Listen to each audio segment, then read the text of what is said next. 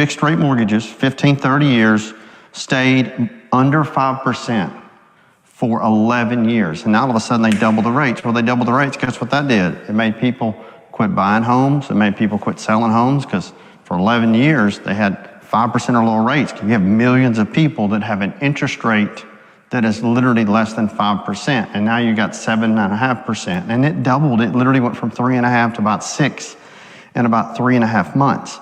That put the brakes on the housing market. It's slower than it's been that I've ever seen. And I've been doing this for 28 years. It's slow for title companies, mortgage companies. People aren't refinancing, people aren't buying. It is still a seller's market because there's just not a crazy amount of inventory. Will the housing market crash? No. Interest rates are 7.5%, which beats renting, which is 100%. But here's the deal. Now with all this NAR stuff that just came down the line and all these lawsuits, right? Like sellers are saying, I didn't know I was paying my real estate agent and my agent was paying that agent. And look, it's been that way for decades. But interesting enough, what has happened with all of this is now they're saying that a buyer, the home buyer, has to pay the agent. So you just took out the largest demographic of home buyers or first-time home buyers. The thing that's the hardest for people to come up with is actually the cash down payment.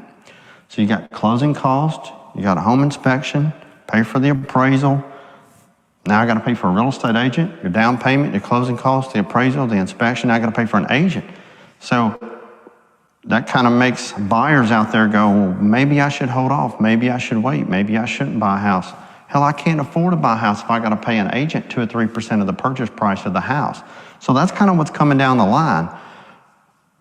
On the flip side, you need to think about they doubled the rates, which slowed buyers down, especially first-time home buyers, priced people out of the market, right? Can't afford a house. Now, you've took out or added to, if you will, more money that they have to bring to the table. So you just took a huge pool, millions of home buyers, and shrunk that down. And it just so happens that the major corporations that are buying hundreds of houses on a daily basis, their same price range that they focus on is also that first-time home buyer price range. So it kind of goes back to they want you to rent, be happy, and own nothing. Starting to make sense.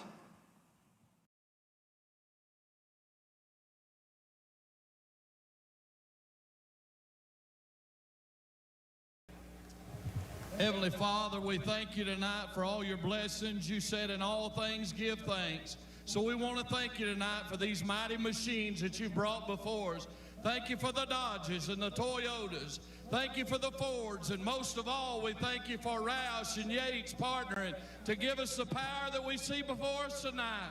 Thank you for GM Performance Technology and the R07 engines. Thank you for Sunoco Racing Fuel and Goodyear tires that bring performance and power to the track. Lord, I want to thank you for my smoking hot wife tonight, Lisa. My 2 children, Eli and Emma, or as we like to call them, the Little E's. Lord, I pray you bless the drivers and use them tonight. May they put on a performance worthy of this great track. In Jesus' name, boogity, boogity, boogity, amen. Target acquired. Eagle 1, first strike, you have permission to engage the target.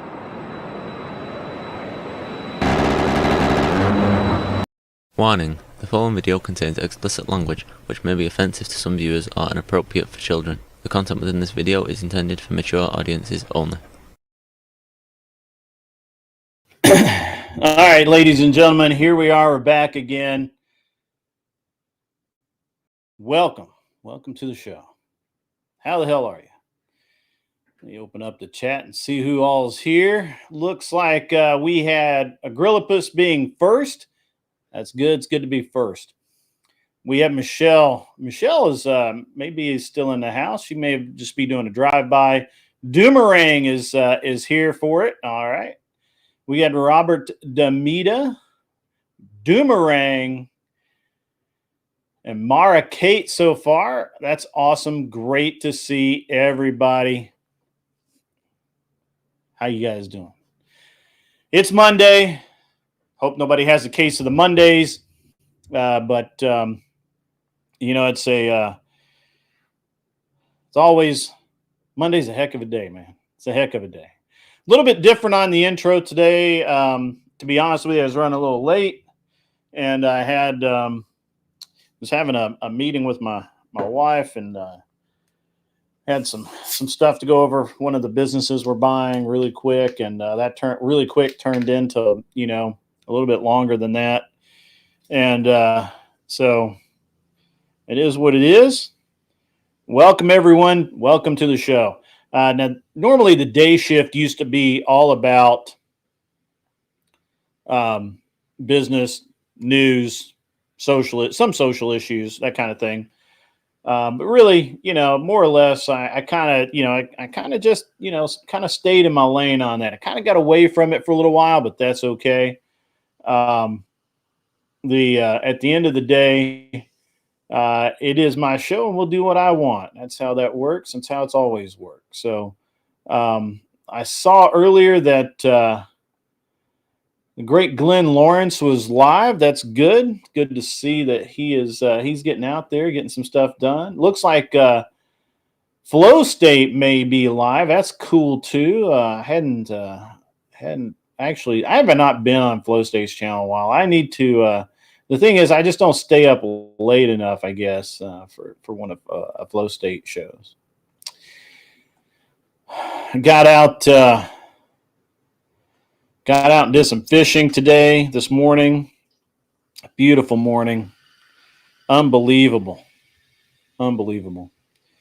It's there's something about getting up and getting out on the lake early. Not a lot of other people out there.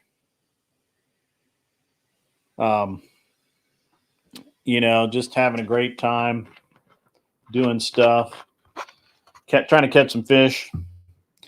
Did not have my normal winning morning that I normally do. I've gotten really used to putting the boat on, putting the boat in the water and catching some fish and coming back, and not having to spend a whole lot of time on the water. But apparently that's might be going away a little bit.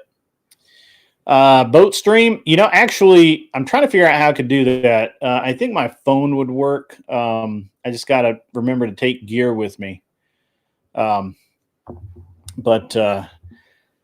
what kind of boat? I have a older Javelin Renegade 20. It's a bass boat. It's got a Evinrude, which I don't make anymore, Vindicator 225 on it.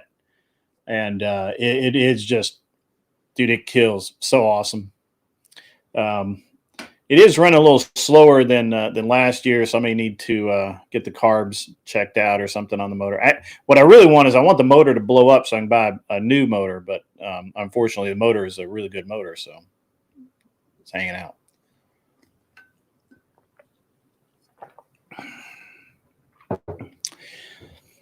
So what a weekend we've had. I didn't do a show Saturday night.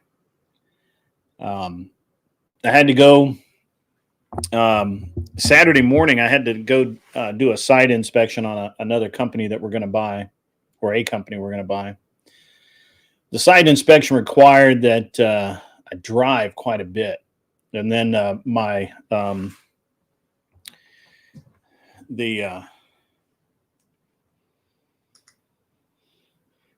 then we had an issue with I use one of my houses as an Airbnb,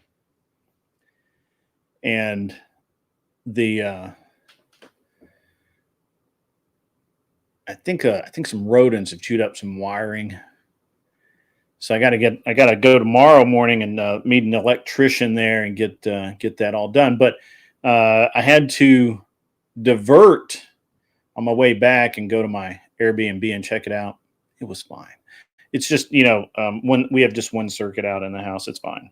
But there for a few minutes, it was almost exciting. It really was. But anyway, it's been a great weekend. I hope everybody else had a great weekend. I didn't do the show Saturday night because I was wiped out. I ended up, I wanted to go on the lake, but I just couldn't. What's up, Abe? How are you doing? And from Bumbly, good to see you. Not really sure what implication I made, but yeah, it's fine. And yes, Robert Demita, the Quality Motors. I just, the only way that I can justify repowering my boat is if the existing motor has a problem. And unfortunately, it just doesn't seem like that's going to happen. So Saturday, man, it's just a long day. I just couldn't do the show. Ended up going to bed a little early. And then yesterday, was on the boat in the morning. I was going to go out yesterday evening, but decided not to. Hung out with my family, had a good time. And I know that this is a really boring way to start the show, but it is what it is. So at the end of the day,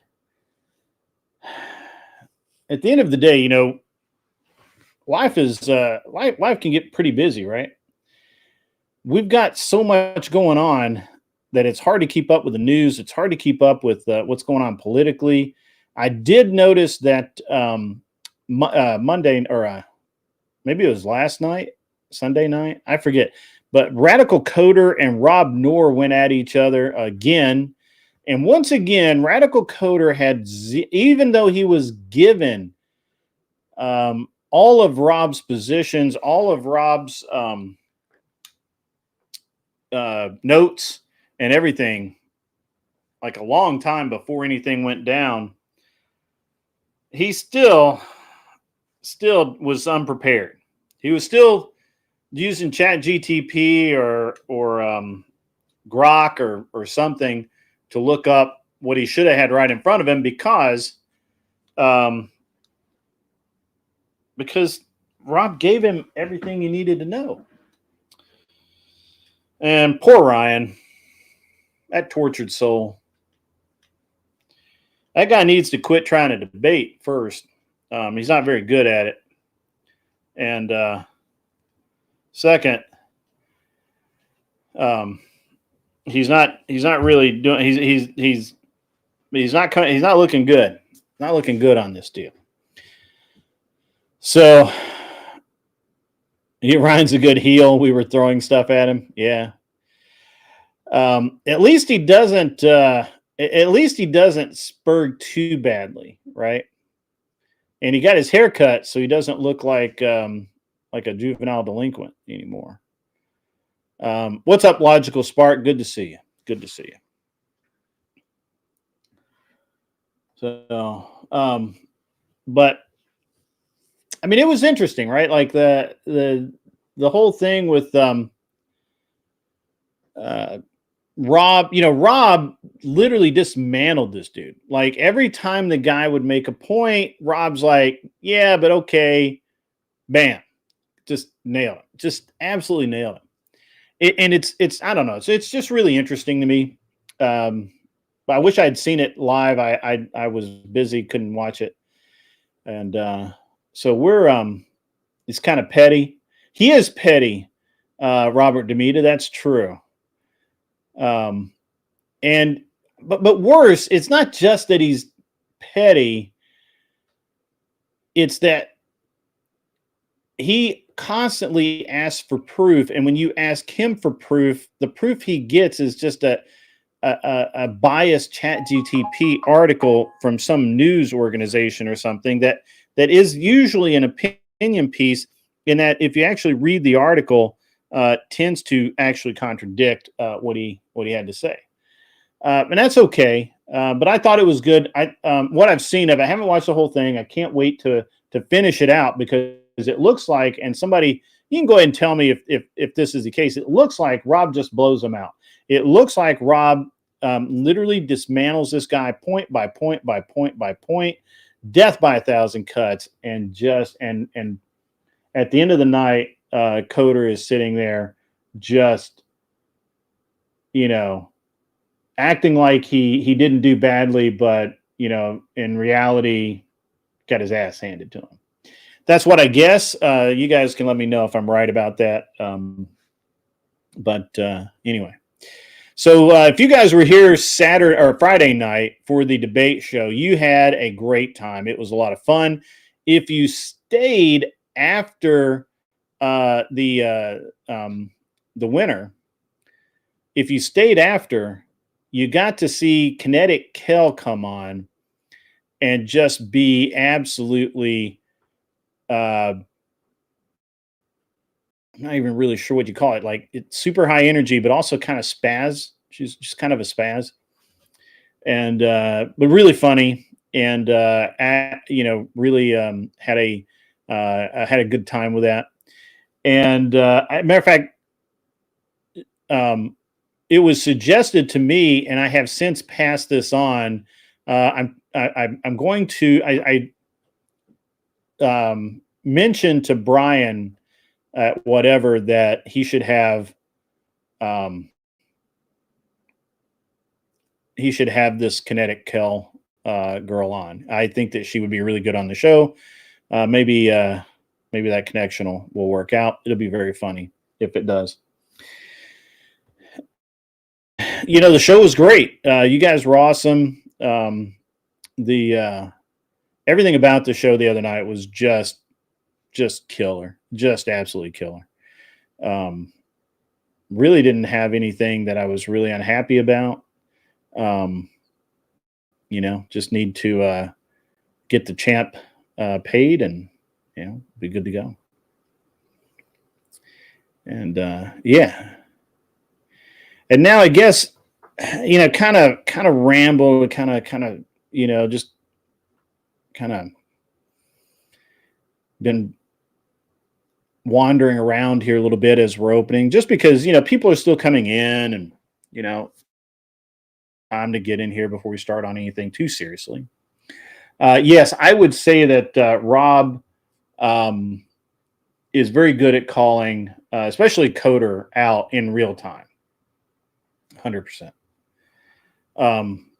And I think that he's really, really good at that. So, yeah, we'll see if we'll see if Kel gets on whatever. That'd be cool.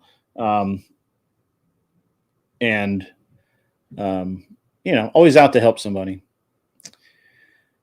Whew, man, I wish I'd been on Saturday night. I really do. I should have probably come on Saturday night, but I didn't. So, yeah. Hello, Michelle. How are you? You doing well? It's interesting.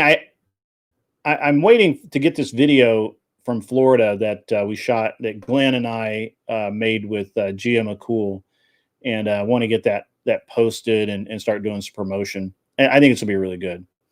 The other thing I'm doing that's, and I mentioned this a little bit the other night, is one thing that I'm considering is a rebranding of the channel. And hopefully we'll get that. I'll get that taken care of here, or I'll make a decision here in the next couple of weeks, and come up with something that's a little bit more cohesive and better. Something that's better. So, yeah.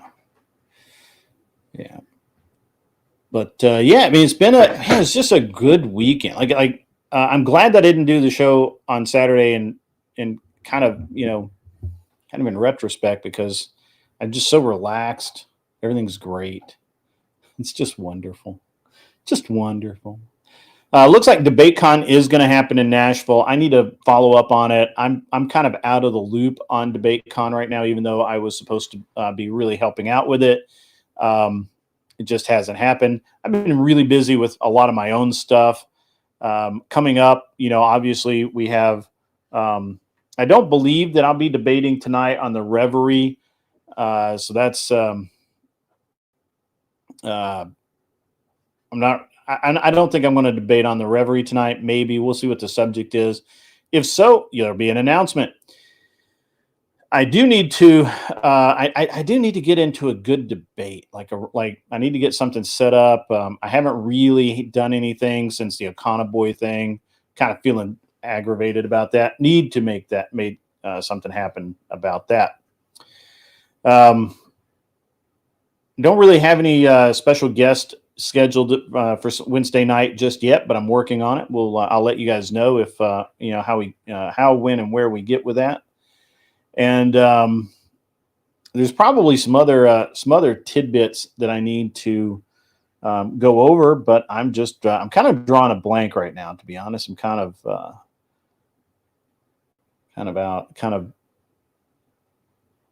not really out of it, but kind of just I'm very relaxed. I feel very good. Man, a great weekend. Weekends don't suck when you can take some time, you know.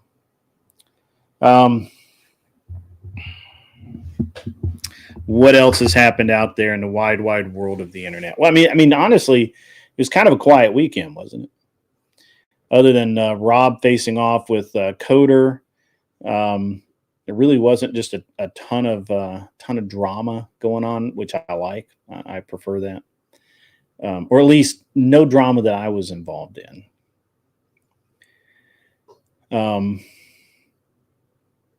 It feels like that there's something I should be talking about, but I'm not. I'm Robert Demita. I hope you had a great weekend. It's always interesting when we come in on Monday and, you know, sometimes there's like massive amounts of stuff to talk about, and we're trying to just plow through it. But today I'm very relaxed. I really don't have a whole lot of stuff kind of to go through. Obviously, you know, the internet's still the internet. I'm sure somebody is beefing with somebody, but I just don't give a fuck. I don't care. Just don't care. So we'll do the debate show Friday night. Friday night will be great. I think we'll get the lefties back in, which will be cool. We have July the 4th coming up, which is always a great time. And I hope everybody's having a wonderful week leading up to the 4th. I hope that everyone has a great time and be safe this weekend. If you're not on here with me, you know, that'll be great. Robert Demita, it is nice to come in charged up for the week. Again, very relaxed, you know, very calm. Any plans for the 4th? Not really. We've been traveling a lot. Really, I just want to chill. I really just want to hang out in my house, man. Like I've been running and traveling and just everything so much. You know, I want to work on my airplane. I got some things I need to do there. My garage looks like a bomb went off in it because there's so much stuff. Just, you know, my kid's way of putting things away after an activity is to walk in and just put it on the floor, on the closest empty patch of floor. And so I have like little piles of gear from various activities all throughout my shop. An airplane video would be welcome. You know, I ought to do one. I ought to do some airplane stuff. There's a lot of stuff that I should be doing that I'm not. And that's okay. That is okay. House barbecue is the way to go. Yes. Actually, I think my wife has I think she's getting a new grill for here, which we needed. We needed a new one. So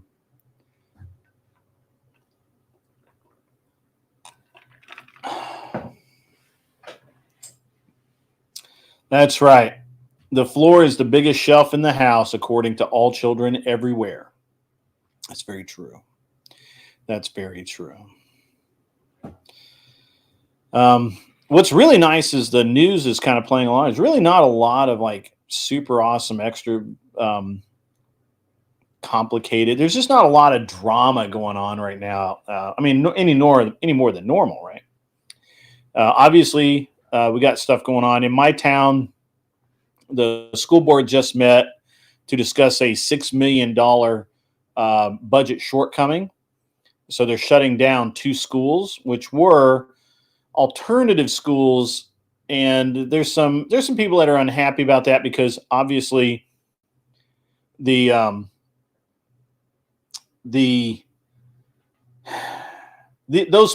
specific schools were for people who couldn't work out in regular school, which is to me that's a cop out.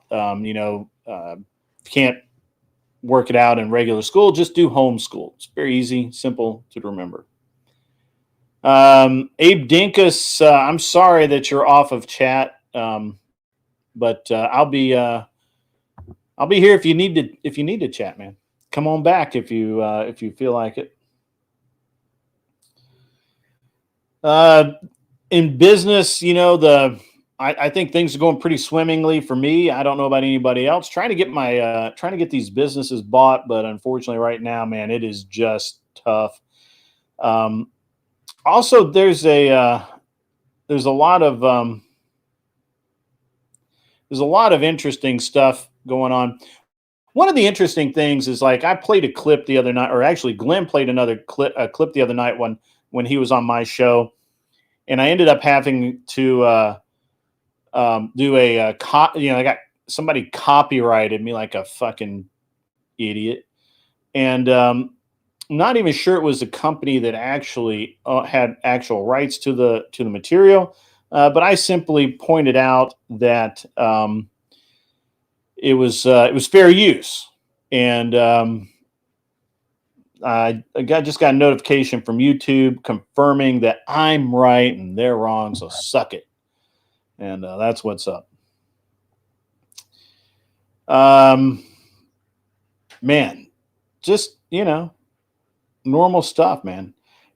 Not a ton of like big deals going on. I'm sure it's out there somewhere there's somebody making a big deal out of nothing, but I'm not gonna. What? I do want the video from the Gia McCool thing. That would be cool to have, but we'll see. See what happens. Kind of a boring ass show so far. I'm just too relaxed. Maybe. I guess we do need to talk about Anson Knowles. My friend Anson Knowles did tell me, he said several times last week that he's going to take a couple of months off and we wouldn't see him during that period of time. And like most things with Anson Knowles, okay. But Anson apparently nuked his channel either Friday night or Saturday morning. It's gone. He said he was leaving and then he was gone. That sounds like him. So I guess it'll be 6 to 8 weeks before we see him again, unless for some reason he decides to jump on. And have some, jump on and enjoy, hang on to or come out on the show.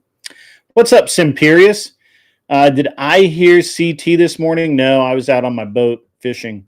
And by the way, you're my bitch. Just remember always that you're my bitch. The problem is you're an ugly bitch and nobody wants you.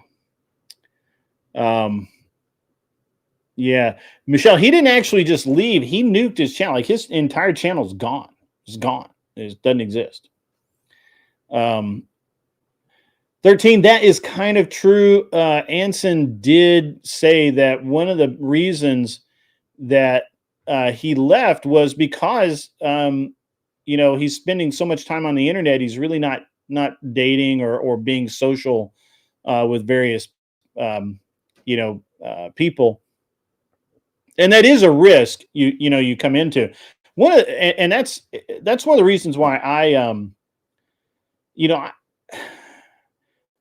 do generically, I'll do 5 shows a week, 3 hours a day. That's it. 15 hours. That's all you're going to get. I'll have to look into that, Imperius. That's not what he said last week when I asked him about it. He said, the opposite of that. Although it does. Sending 111 or whatever that dude was, sending that guy over to try and like take some of the blame for you. That's it was pretty low tier. I believe that you don't flag people, Imperious, but you break TOS a lot, and AI knows it. So, but anyway, I went over there and asked him myself, the day you did that, go back and watch. I went over and asked him by my very self, because that's what I'll do. I'll just go up there and say, hey, what the fuck is up? But anyway, Anson Knowles, back to Anson Knowles. So Anson, I think he's I think he's an intelligent man, and he decided that he needed to he was spending too much time on the internet. He needed time out for a few minutes. I respect that. I think that that's something more people probably need to do and don't do. And it's very easy to get into this this world, I guess, and just spend all of your time online. And especially, a lot of us work on our computers, right? Like I'm on the computer a lot every day. I got stuff I got to read. I got emails to reply to, all of this kind of stuff. And it's really pretty easy to just sort of not it's not take care of yourself.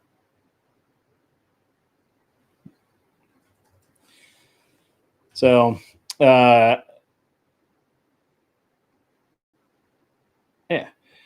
So I mean, I get it. I think Anson probably did the right thing.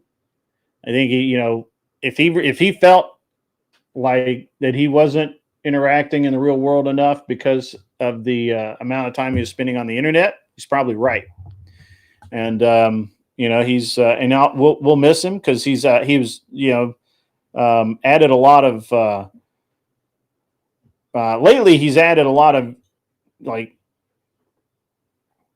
controversy because he's been kind of a troll lately, but that's okay. So it's fine. It is totally cool.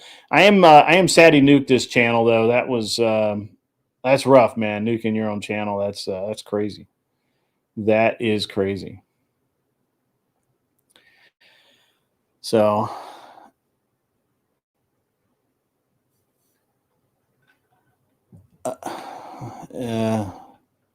nobody blames you, Imperious.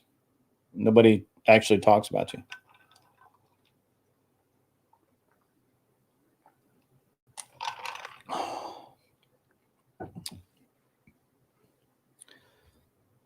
And find a nice lady to settle down with. With Anson, I think it'll be a nice brace of ladies, probably 3, 4, something like that.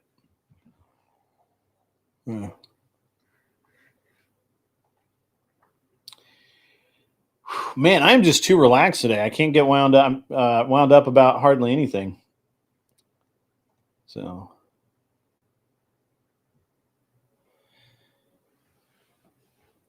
people were talking about you all weekend.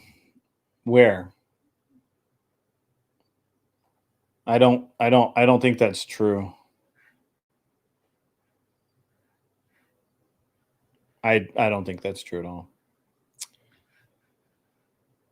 So, pardon me.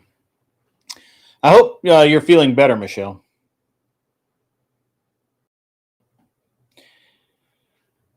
No, nobody did that. That's funny. Nobody did that. But I am really relaxed today. I can. The interesting thing is, I just, there's really like everything's going pretty good. I haven't had a debate. I need a debate to kind of kind of get happening here. I need to find some socialist somewhere to beat up on, I guess. Yeah. All right. Hey, Naomi, good to see you. How are you? Unfortunately, the internet's been a little dull lately.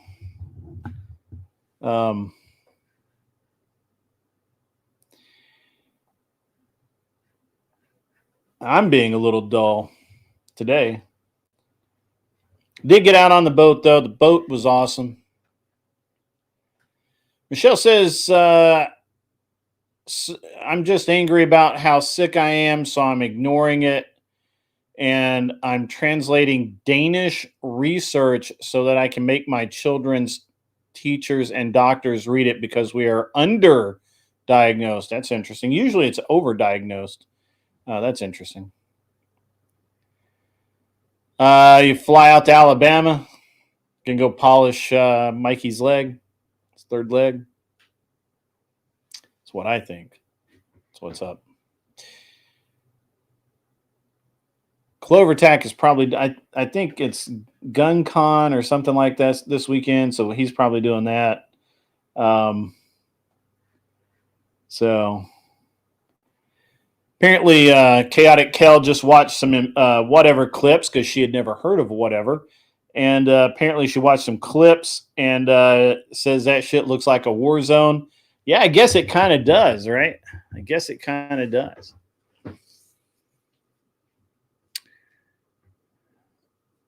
Ehlers-Danlos is under research and underdiagnosed in the U.S., so I'm pulling European research. Bring a stopgap to it until we catch up. I will make those individuals read under the ADA. Sounds great. Make it happen. Make it happen. So let's talk a little bit about business. I'm not gonna get like super energetic, but I'll move on from super relaxed to just merely relaxed. We seem to have a real problem in this country. I played a clip at the beginning of the show about how the way the mortgage market changed and how that hurt everything. And the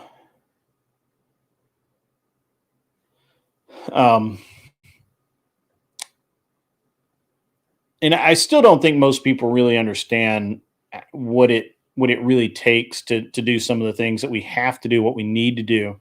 So I'm very interested in, at some point I've got to do like a full episode on, and I really need to get those two guys from that were on Sarah, the lumberjack guy and Mike whatever, to come on so we can talk about all of this. So if you didn't know as well, let's just shift gears again here a little bit. If you didn't know, there've been some attacks lately, right? And this is an interesting thing that happens. We had this these firefighters ambushed. I'm sure you guys have heard about it, but it's just a really interesting time.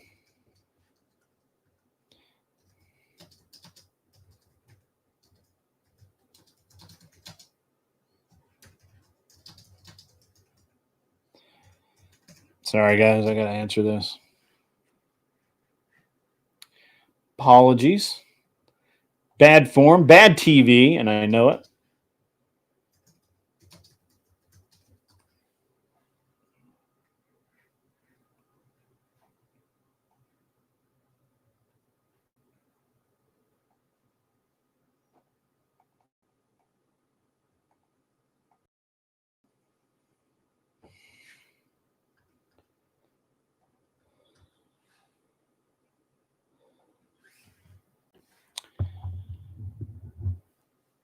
Carney, you're watching from your show? That's cool. Most doctors will write any script for cash, says Lauren B. I agree that. You recall no reminder needed. I'm assuming that's Imperious, maybe? I don't know. How's my concussion? I didn't really have one. Did I? I don't think so.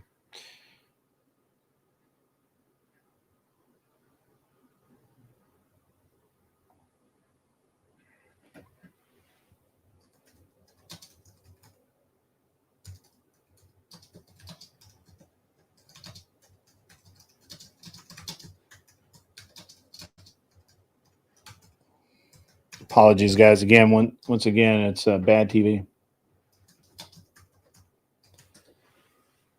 I want a script for cash. Okay.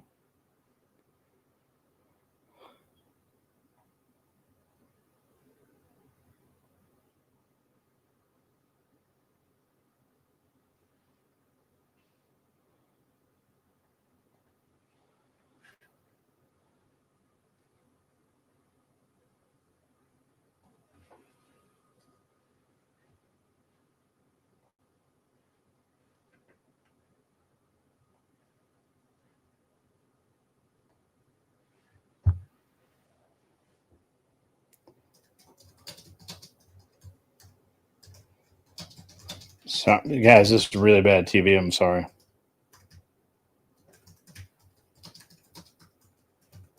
All right. It's Monday Fun Day. Yes, Lindsay Smith. It kind of is. Not really, though.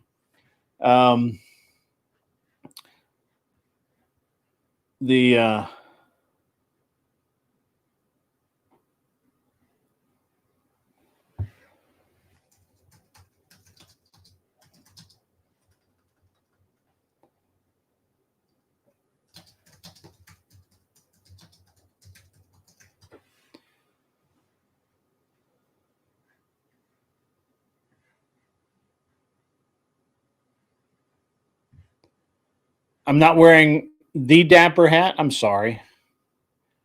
Do I have the Dapper hat? I probably do, but it's probably over there. We'll work it. No, it's at my desk inside the house. So, all right. Well, anyway, guys. So let's talk for a few minutes about a couple of things. First, obviously, there were the attack on firefighters this weekend. Before that, we had an attack on churches. This all comes as the spending bill is working its way through, which includes two important components that have to do with firearms. This also comes at a time when there's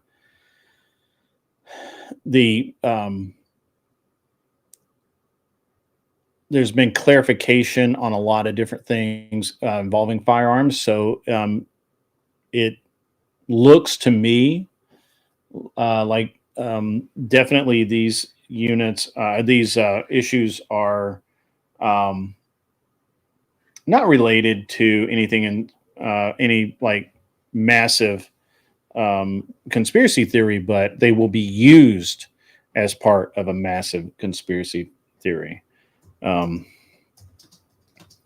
I know Mikey Balls just was talking about the we're talking about it, and it's an interesting. I don't know. It's just an interesting thing. Obviously, the attack on the firefighters is the attack on the firefighters is interesting because it was an ambush, and the guy was specifically set the fire and absolutely intended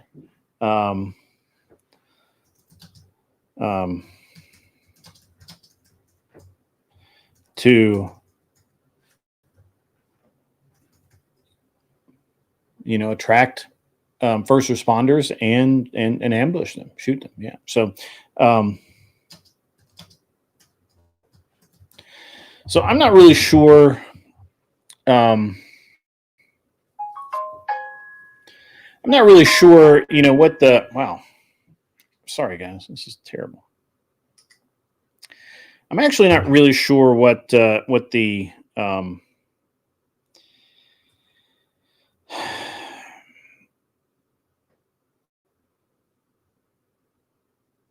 I'm not really sure what the motivations behind it was. I'm not really sure that anyone will know. And the now it looks like, yeah. Where is Mikey Balls anyway?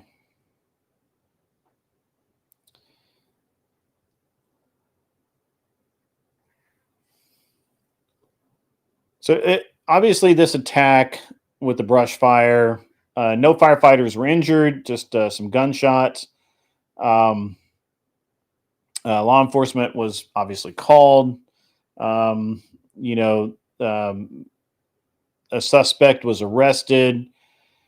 I don't think they've released the identity. Mikey Balls will know better than that. And they got the fire taken care of. So much like in the church attack from a week ago, you know, things worked out. And it's an interesting thing to me that the news, the way that the news is constantly how do I put this? The news really should be centered on why the budget is what it is, why, and from both sides, right? Like, I'm not saying one side, you know, like we should present it as the way I want it or the way somebody else wants it, but you know, there are more important things than this. I'm not making light of an attack on firefighters, but or anyone, but we have national level issues right now that the news uses stories like this attack on firefighters where no one died, no one was hurt. They use these stories to push the attention where they kind of need it to be. Where it doesn't need to be right now, in a lot of people's opinion, is on the Senate hearings on the bill, and it needs to be there. Like, we really need people paying attention to what's going on in the Senate right now today, like this minute. You guys should be, you know, watching the Senate hearings, and you should be watching this or listening to the Senate hearings with your senators' phone numbers in your phone on speed dial, so you can literally, you know, you hear something you don't like and go. So, but you know, until then, you know, until we can move forward a little bit and get stop making heroes out of these people, or not heroes, but evil villains out of these people, and so they continue to look for the fame. As always, stay strapped, get clapped.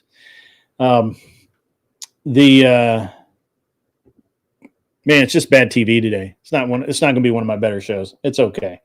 I'm allowed one or two bad ones, maybe. I don't know, maybe not. But man, it's just,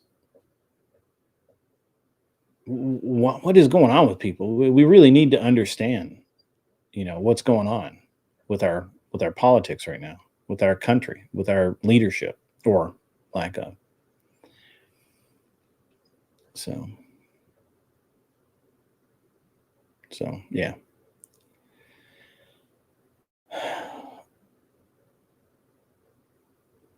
It is a chill Monday. I'm really, really chill right now. I'm really I have for the I don't really have anything that's like really got me fired up too much. I mean, obviously I can get fired up. Hey, Mr. Mister is here. 4 major bills waiting. That's correct. HR 10127, China trade legislation. HR 22, SAVE Act. HR 4, Doge, USA response. And the big, beautiful bill, obviously. The big, beautiful bill contains the Short Act and the HPA, which both are very important. Always count. Yeah, I'm sorry that make you feel like that. Yeah. Yeah. What's up, Powdered Dusty? How the hell are you, man? Good to see you. Good to see you. I see you. Are you still live? That's cool. It is just reality, unfortunately. You're not live? All right. It was a quickie. I see.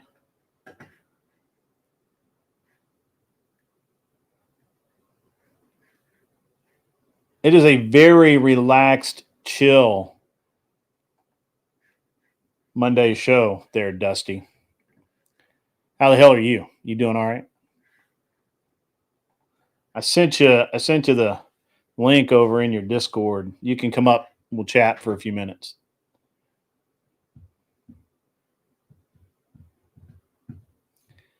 You're Gucci? All right. Cool. Not really sure what Gucci means, but cool. Give you a few? All right. Why do some say that the big, beautiful bill could make the deficit worse? It's quite a subject.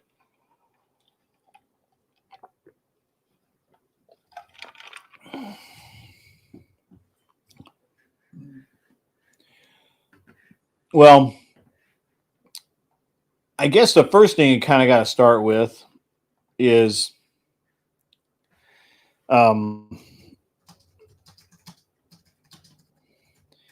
basically any spending bill or any economic bill really can make the deficit worse, whether we want to or not. The deficit gets worse every day also, whether we want it to or not.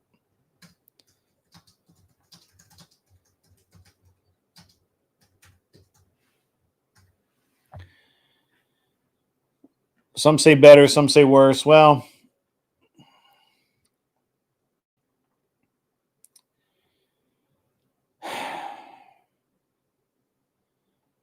all right. So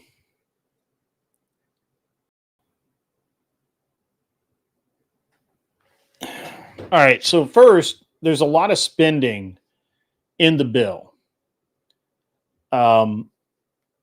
Just as an example, there's like $1 trillion or $2 trillion in infrastructure, military modernization. And part of that's because of Ukraine, right? So we sent a bunch of our old stuff to Ukraine. So now we got to replace that stuff. We're not going to replace it with the same old. We're going to have an R&D budget, and that's one of the ways. When we spend that money, most people consider that those expenditures, including me, by the way, I believe this. Most people think that when we spend that money, we never actually get a return on our investment. However, that's just money that we spend. That's like a fixed cost. That's like paying your rent every month. That's like paying, putting groceries, buying groceries, right? There's no ROI on groceries, but you need to do it, right, to feed yourself. So the military, the spending in infrastructure and military, it's kind of one of those things where we kind of have to do it. Now, one of the things that I believe this, and I believe that a lot of people really should believe this, that the spending that we're currently spending on the military is probably the most efficient it's been in a long, long time. However, we still have room to make that work. And again, that's off. So that's a criticism. I don't think that's a criticism, although I do think that it is correct, and I agree that it is money that we spend, right? That we don't get anything for. There's no ROI on it. We're not gonna give a country $1 billion and we're gonna get $2 billion back. So that's it. So the middle class is going to pay for this deficit. There is no middle class in this country. There just isn't. When your tax bracket is when your higher tax bracket is or highest tax bracket is literally where it is where it basically costs to be middle class. You don't have a middle class, right? So just say the highest tax bracket is paying for it, and you would be accurate. And that is true. That is true. Now one of the things I do like, but it's going to cause a little pain, is correct me if I'm wrong, Mr. Every dollar from deficit spending increases national debt, obviously. The problem is the interest on that debt already exceeds $1 trillion a year. And that's a lot. And obviously, the more we borrow, the more it is. So effectively, basically, for every dollar we borrow, we're spending way more. So that's a problem. All right. I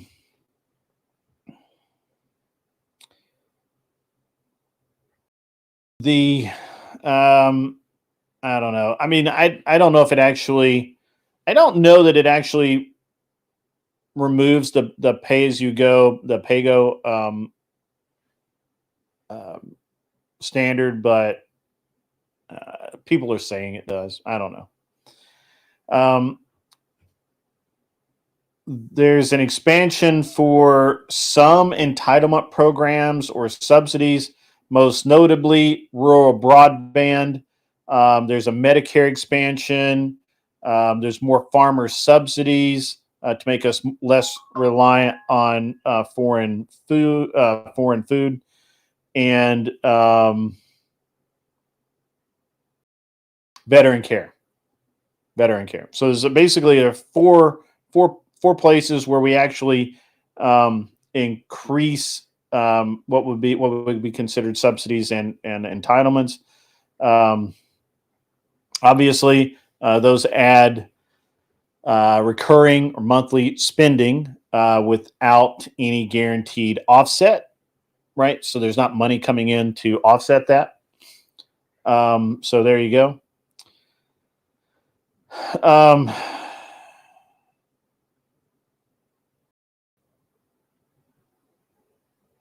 I'd have to look it up, but I think they're maintaining that the big beautiful bill adds $2 trillion in debt, which is equal to about $100 billion a year in extra interest payments. Now, keep in mind, we're already paying over that in interest payments.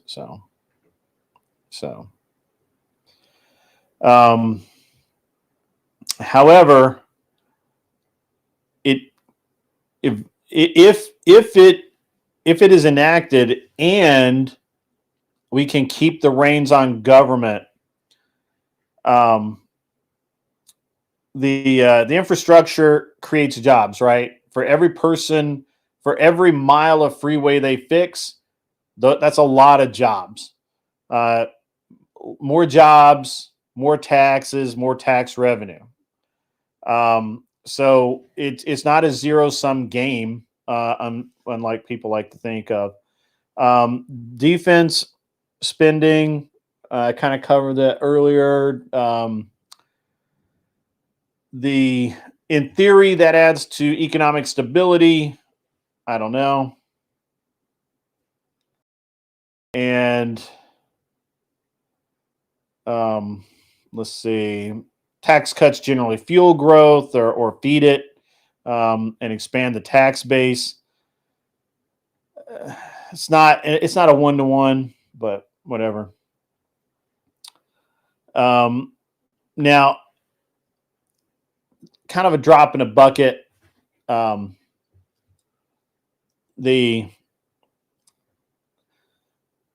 So even with these things added in, you're looking about 30% offset. We really need, honestly, we need to be running about 75% offset for the dollars we spend, but we're not getting there. Now that's not a negative for the big beautiful bill. The reality is that most bills, not all, but most government spending bills claim to have tax offsets that never materialize because they're not, because these things just don't happen, right? The spending is rampant. So in the case of the big beautiful bill, assuming that they actually spend the money on infrastructure, there will be taxes added back, right? So because of the wages, and the interesting thing is you pay people wages, they go buy things, and they pay sales tax, and they pay property tax, and they buy all of this stuff, right? So this is it's a very interesting way of looking. Yeah, it is Keynesian. I'm more of an Austrian guy, but this is where it's kind of but again, Keynesian would say that it would almost even out, but it never will. It will never even out, basically, because you just can't, you really can't tax yourself into prosperity, and with this level of spending. But most bills never get there. That is an advantage to Trump, and that's the way it is. No, I just think it has a better chance of working. I just think that it has a better chance of working. That's all. So, yeah. So, but yeah, I mean, there's I don't know, there's some interesting things to the big beautiful bill. Yeah.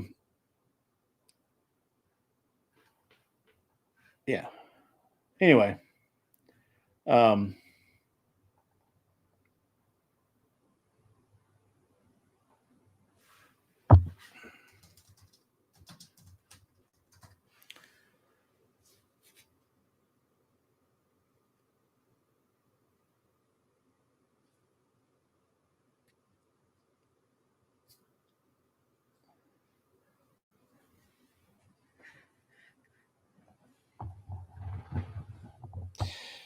so the thing is that, again, but while I think that you can get some return on that spending, you're still only going to get like 30%. You just can never, as I said, you can never tax yourself into it. So will it reduce the deficit? Not by anything meaningful, my opinion. The only way that it really could is if we just cut the spending and manage to keep the tax basis up until we pay down the debt, and then just don't go in the debt again. That's what we call a pipe dream, folks. It'll never happen. The idea of long-term ROI for the government is insane. Yeah, absolutely. Throw it over on Discord, man. Hang on, let me get over there. Here we go. All right, I'm in Discord, bro. Throw it over there.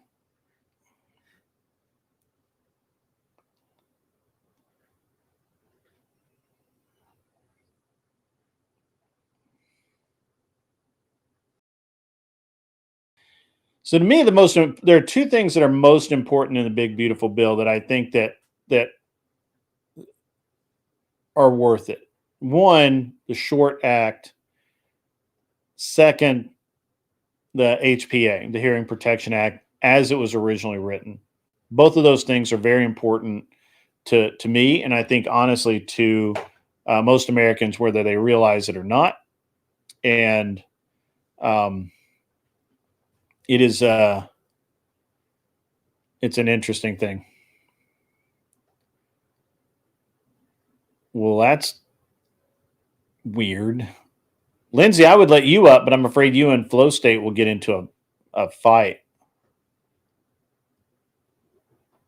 So Mr. Mister has been up before. But you would be welcome to come up. I just don't want you and Flow State to like have a moment, a bad moment. Yes, it is suppressors. Flo, you and Flo are civil now? All right. You can come on up if you want. We'll get you a link. The HPA is the suppressors, removing them from the NFA. Basically, between the Short Act and the HPA, they gut the NFA, which would basically reduces the reason that for the ATF to even exist. And we might actually be able to get rid of an agency. Might actually be able to get a three-letter agency might actually go away. That would go a long way towards making all this happen.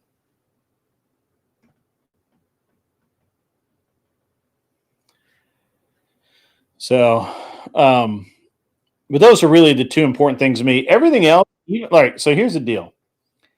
Even if, for example, you were to, even if you were to kill the HPA, or pardon me, even if you were to kill the big beautiful bill, as long as HPA and the Short Act passed, somebody would just simply reintroduce most of the economic measures, or they would get them through in some form or fashion. So I'm not. I don't know. Those are the only two things that are important to me.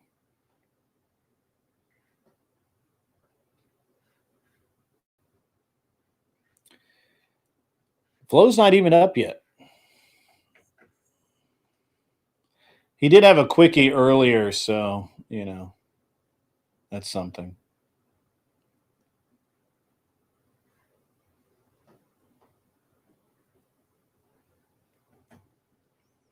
Stay focused. All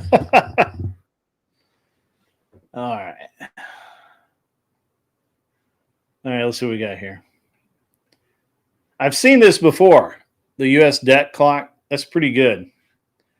Here you go. Let me share this. This is pretty good. If you've never seen this, this is pretty good.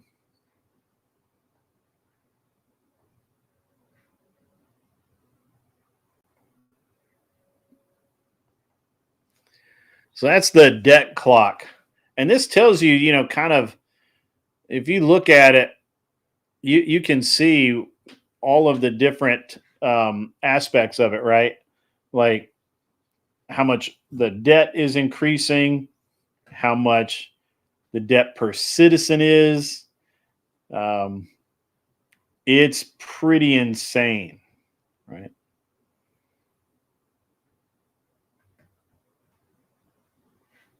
It's pretty cool, though. You guys should all take a look at that. I've seen this before. It's really good.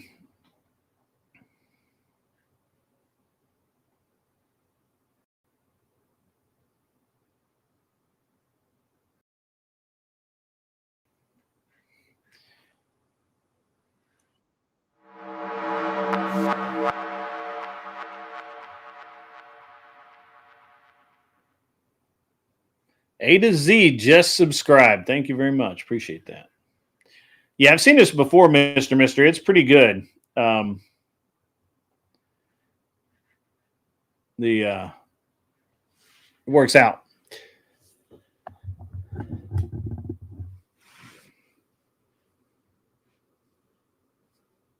Flow state not coming, huh? That's all right. That's okay.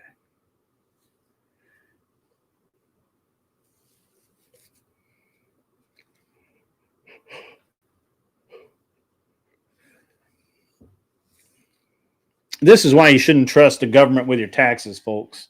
Because if you saw those needles spinning, you'd understand why. I did send you a link, didn't I? Did I send the wrong guy the link? Oh, look at that. I did.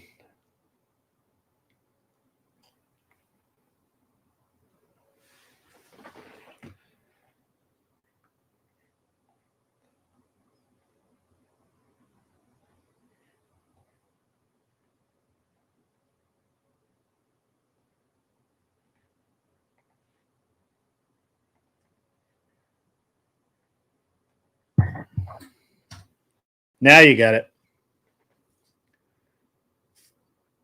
His typing is just atrocious.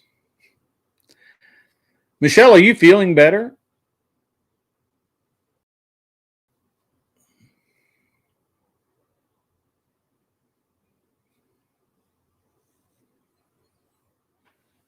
This is just the best example of flow in his normal state.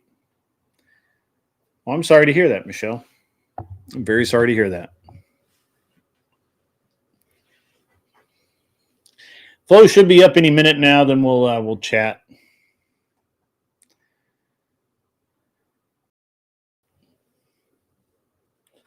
Do.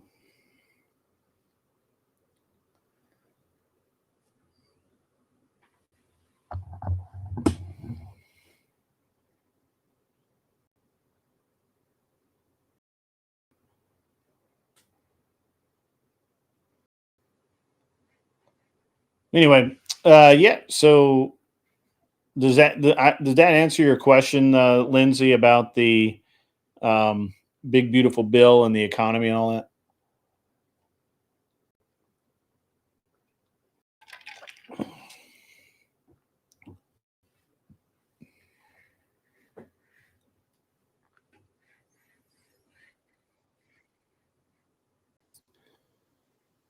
What's up your mom's house? I don't remember picking that name, but it sounds like something I'd choose. I have no doubt I did. Oh good. Man, that's funny. Yeah. How have you been, man? It's been a minute. Oh, same shit, new day. I can't complain. I mean, it's hot and muggy here. Yeah, but that's it's Gucci. You took a week or so off, right? Well, I was in Alaska, so yeah, I took about a week off, almost 2 weeks off, and then I came back and I did a couple of shows, and then I went to Florida, and I did a recorded show with Gia McCool and Glenn Lawrence, and I'm waiting to get the material from that, and then that will hopefully that'll be cool. And then, I mean, it was cool making it. I don't know, how the video is going to turn out. And then I'm supposed to have Gia McCool on the show at some point. She's really like stupid busy. I don't know who that is. Is that stupid of me? No, not at all. She is a former fitness model, or nice. maybe she is still a former fitness model, and so she's turned YouTuber to some degree, and she's kind of like in the trad space, right? And but she doesn't look trad at all, right? But she's her brother is the guy Aaron Reed who played Juggernaut in Deadpool. Mm. Too. He's freaking huge, dude. He's like 6'7", 320 something pounds. He's massive, like a big dude. And he I went out there as it was ostensibly for a I originally thought it was going to be like, because Aaron podcast, Gia podcast, we all podcast, right? So what I assumed it was something like Debate Con, but for kind of red pillars, right? Kind of like the Wes Watson deal that Andrew went and did. Mm-hmm. And he's in prison con now, isn't he? he is. He's back in prison. He's got his paperwork up in his shoved up his ass. So you know he's serious, man. So you know he's serious, right? And could you imagine some dork been listening to Wes Watson his whole life, walks into the yard, and then first person who approaches him, he just like pulls out some poopy paperwork. Here, Wes Watson. No, I really can't. I can't even begin to imagine that. I mean, maybe California prisons are just different, right? Maybe they're just used to having shit up their ass. But nobody's walking around with a scroll in their ass and fucking scroll. Right? You said a fucking scroll. That's funny. So yeah, so I assumed that it was going to be something, like the Fresh and Fit thing that Andrew did, but it wasn't. What it was actually Aaron was launching some new products for his company, some fitness, some workout stuff, supplements, shit like that. Yeah, supplements and all that kind of gym rat stuff. And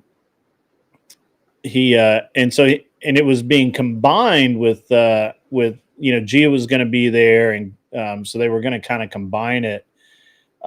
And they were supposed to be, it was kind of, Glenn kind of sent it, kind of billed it to me as like there were probably going to be a couple hundred people there, and it was going to be cool and all kinds of stuff, right? And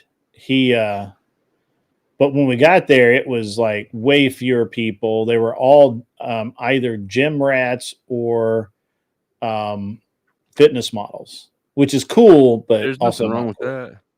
Yeah, it's cool, but not cool at the same time. Did you get your pump on? Huh? Did you get your pump on? Did you lift any weights while you were down there? No. I literally flew in on Friday night. I did. I tried to do the show. Andrew had to call and wake me up and tell me that the show was still running, because I had actually let Anson Knowles and I left Anson Knowles in charge, and he did the debate show, and then they couldn't shut it down. I went to bed. I had to get up. I thought I had to get up early. I ended up. I didn't. I could have done the show.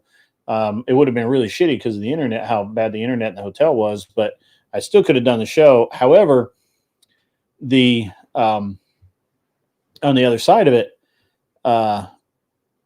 Anson did a great job, I think. A little different flavor of show, but that's fine. So I get I'm asleep and my phone rings, and it's Andrew telling me that my show is still live. He's like, "Bro, you're still live." And I'm like, "What?" He's like, "Yeah, you're still live." And I'm like, "Really?" And sure enough, I looked up, the computer's still going. Still rolling. So I went over and turned it off and all that. So that was fun. Got up the next morning, went hung out with Glenn and his Glenn and Ashley Thor's daughter, right? RP Thor's daughter. And so it was kind of a cool event. It wasn't, it was different than kind of what I had expected, but it was still cool.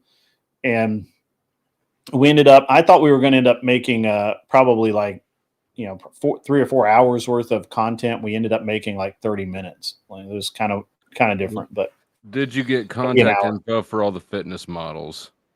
I did not. I'm sorry. I would send it to you if I did, though. I would. I'm sure Gia has it, What's so her next last time, name? when I have her on the What's show, her name? you Gia can what? GIA McCool, MC. I think it's MCCOOL. That's her channel name. Her real name is Gia, but I don't know what her real last name is. Anyway, so Gia turned out to be pretty awesome, and we were trying to have like conversations with her and her husband, but it was too loud to film where we were, and they were constantly there were people constantly coming over that wanted pictures with Gia and her brother or whatever, and it was just like constantly being interrupted, which was very funny because everybody was wondering who I am and who Glenn looks like he kind of belongs, but I don't look like Danny I belong at all. DeVito, can't you? Right? Like I don't look like I belong at all. So everybody's like, well, who the fuck is that guy? Right. And why does she keep coming back to the table? Right. Say you're Guy Ritchie or something. Just Yeah. And nobody knows what directors look like. Yeah, right. Right.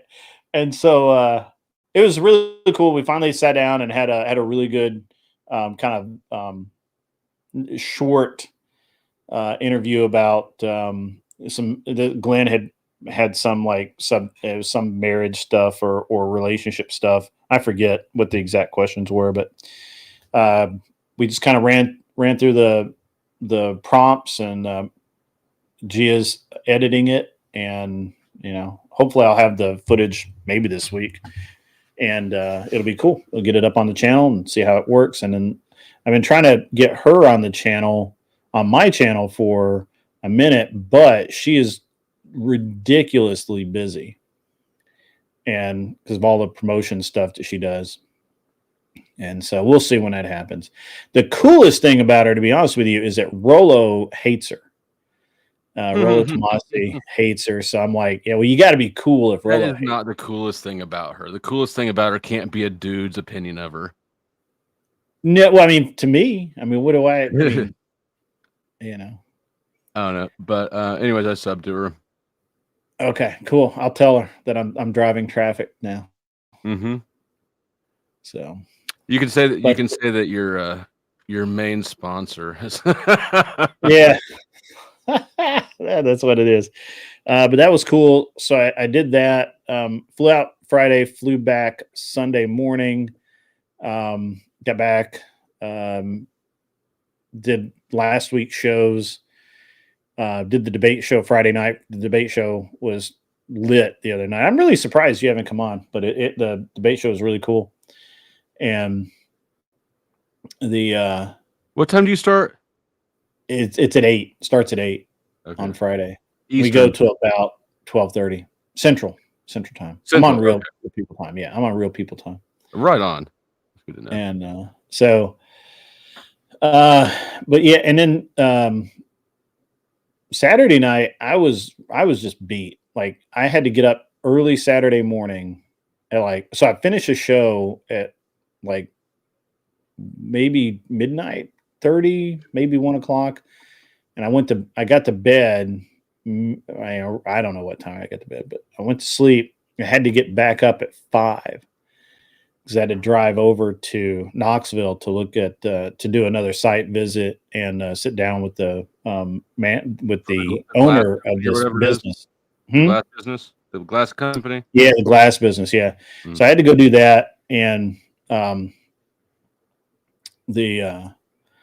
so I went over there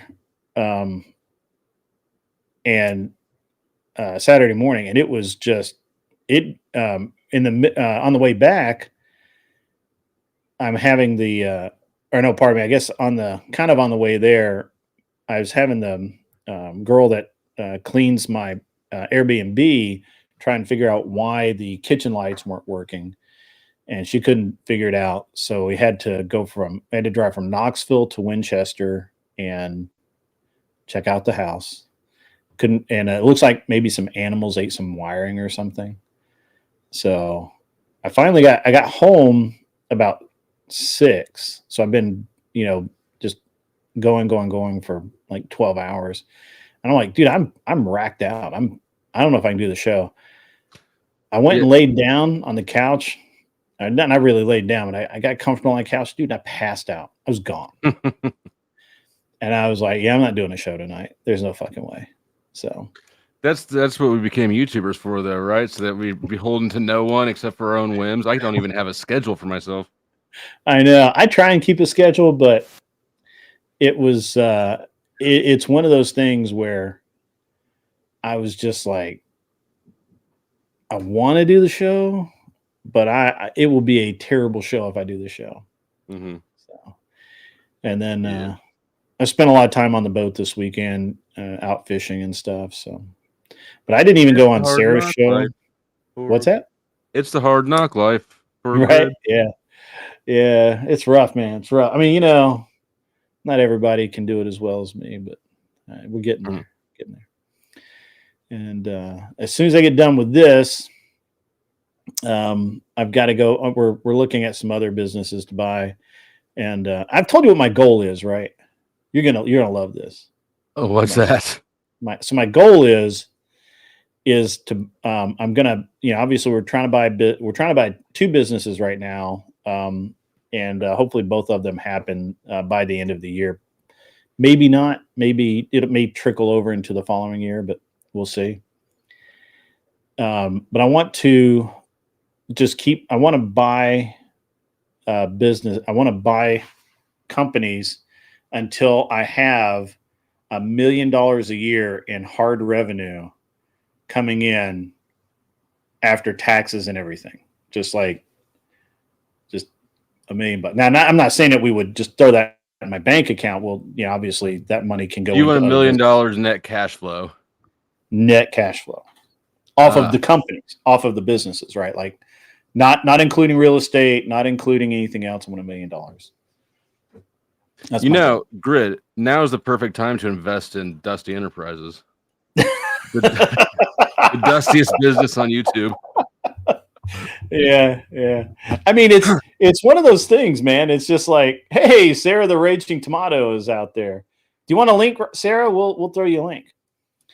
I mean, everybody's got to have a goal, right? If you don't set a goal, you never achieve anything. You never know how you don't have there's no metric, right? And so, and I figure it like this: like the business, the glass business, it should produce about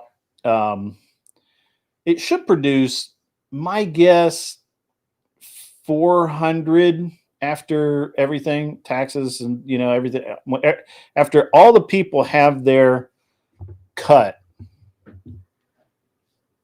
that ought to be about 400. Is that been about the average of the last 3 years? Yeah, roughly. They had a better year last year, so there's a bump that we're not really counting, but yeah, they make about 400 for maybe 450. Because I mean, you could probably just expect it to be lower during a transition year. Right? Yeah, and that's SD. That's SDE. So, sorry, my banker instincts come out. I'm like, well, you're not gonna make this much money. You're not gonna make that. Right. This collateral ain't worth shit. Yeah. I know what you say, but I don't believe you. Hey, Sarah, how are you? Hi, Grid. How are you?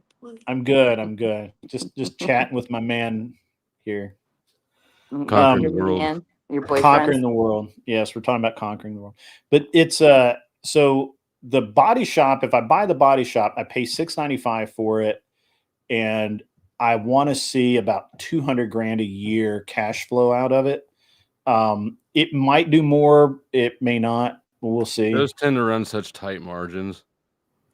Yeah. Well, What she said. it's an insurance-based business, so it's somewhat predictable. But you could have it's the problem is that right now they're not efficient enough. So it really ought to be making about $800,000 a year. After everything, right? It ought to be doing it realistically. If they did what they should have done, which is, put in a second paint booth, hire 2 painters, and a bunch of people to do work, it would just be rolling. the problem is that they're the people who are running it know how to do paint and body work really well, but they don't know anything about business. And so That's a hard niche to hire for because it takes just enough skill that it's difficult, but not enough to pay very well, relatively. Yeah, well, I mean, painters make good money. You know, anyway. So the thing is that there's no organization. The way they structured the buy, when they did the deal, the way they structured it is ridiculous. Dumbest thing I've seen in a long. And I've seen some dumb shit, but it's the dumbest thing I've seen in a long time. And so we're going to come in and take over, clean it up. They're doing about $1 million in revenue this year, which is like a third of what I think it ought to be just normal. And I think we can push it. Realistically, I think they should be pulling from other counties and things like that. But they ought to be making 5 to 8. They're making 1, right? So, but the reason they are is because they're always 3 to 4 weeks behind on everything. And that's not how you make money. So it's almost identical to the way I bought the first body shop I owned. Almost identical. It's mismanaged. They've got a guy that's a really good painter trying to be a really good owner, and you can't do that. There's no systems in place. They have when I bought the paint shop in Denver, they had 2 booths, but only 1 worked. So why would you do that? Why would you cut half of your? I swear to God, every body shop has that though. Right, like one booth works and the other booth is just storage. Full of shit, right? Yeah, no, very. And so, but yes, I'm gonna. But that's so we're gonna do we're gonna hopefully buy the body shop. We'll get a good deal on it. Hopefully, we'll get the. We'll buy the. Hopefully, this deal goes through on the glass company. It's just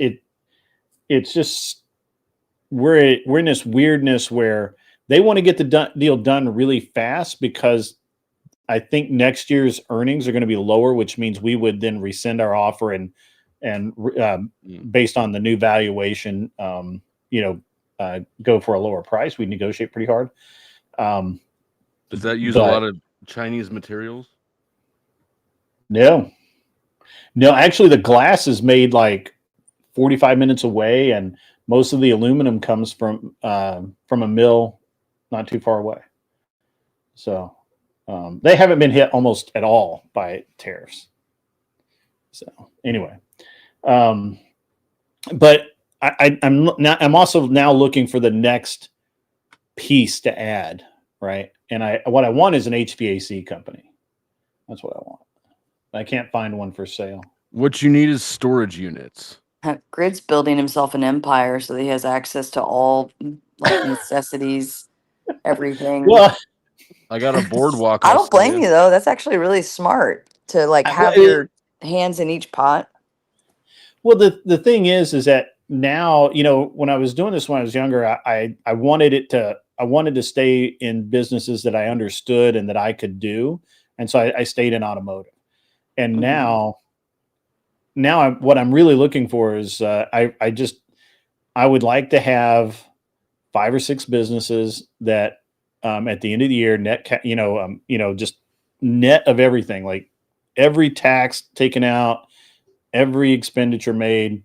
I want to have $1 million a year in revenue.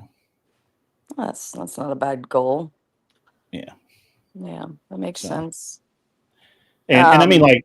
And I mean like stable, like not like I do $1 million this year and then 500,000 the next year. I mean like actual like. Grid, what we need to do is start a nonprofit and get some of that government grant cheese. I mean I've kind of looked into a business. Do you know how much money is getting paid out in settlements for the opioid crisis? No. It's a ton of money over the next 15 years, and it's all going to either governments or nonprofits. I have a friend of mine who has been looking at that. I have a friend of mine who has a background in drug treatment centers. I have a background in drugs. That'd be perfect.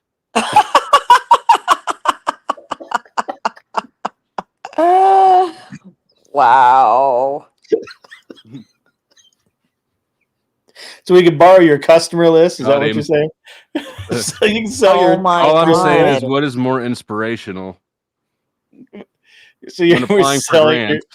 grants. It's just like we buy phone list. You'd sell us your customer list. So we could go That's actually not the worst idea if you think about it.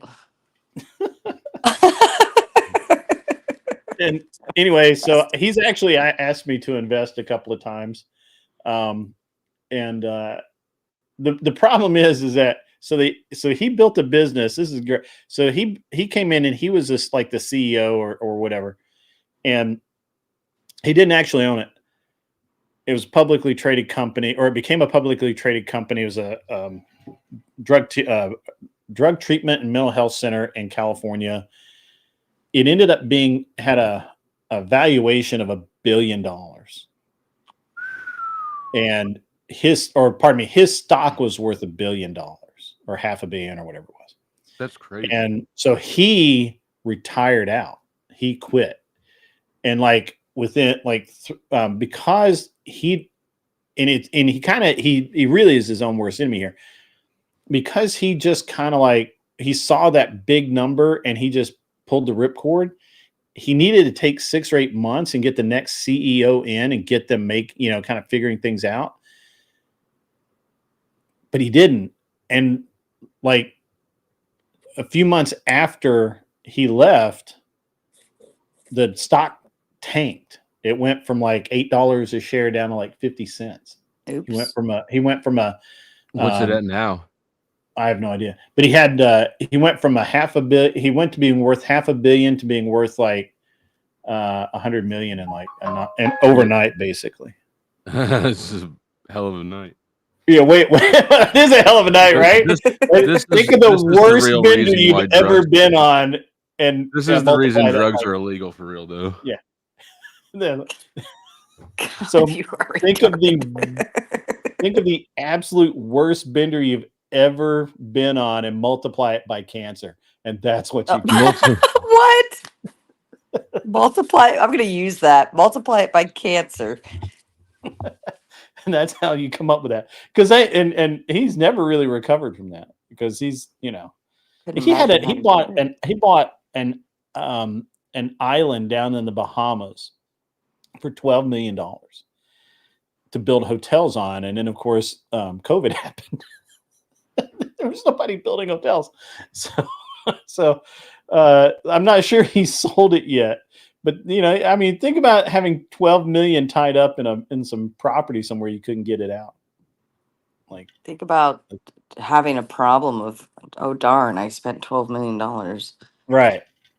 Well, 12 million is when you have 100, 12 million doesn't sound like a lot until you keep spending like you're making money. The problem is that there's nothing replenishing at 12 that Yeah. 100 million. Yeah.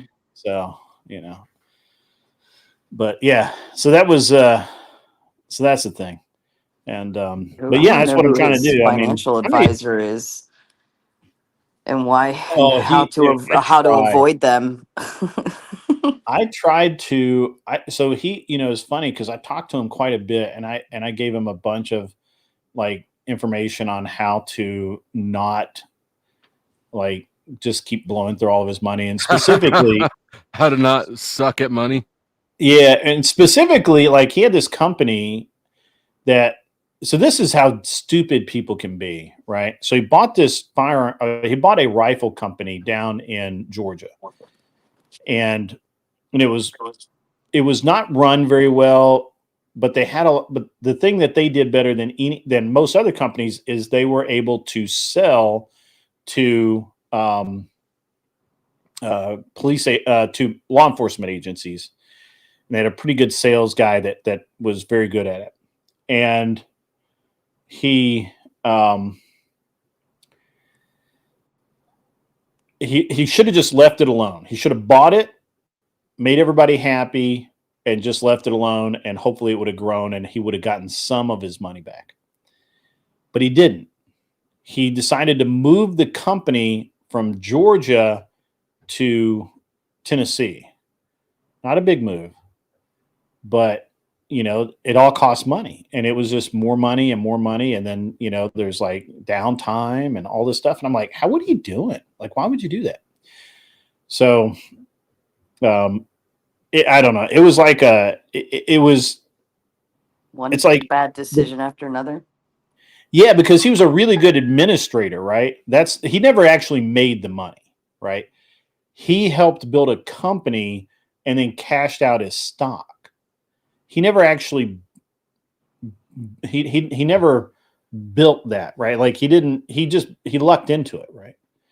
He just picked the right company, and he was a good CEO, and he could run the business day to day, but he never invested it. He never made investments. He never managed how much money was going in and out of it and where the money needed to be.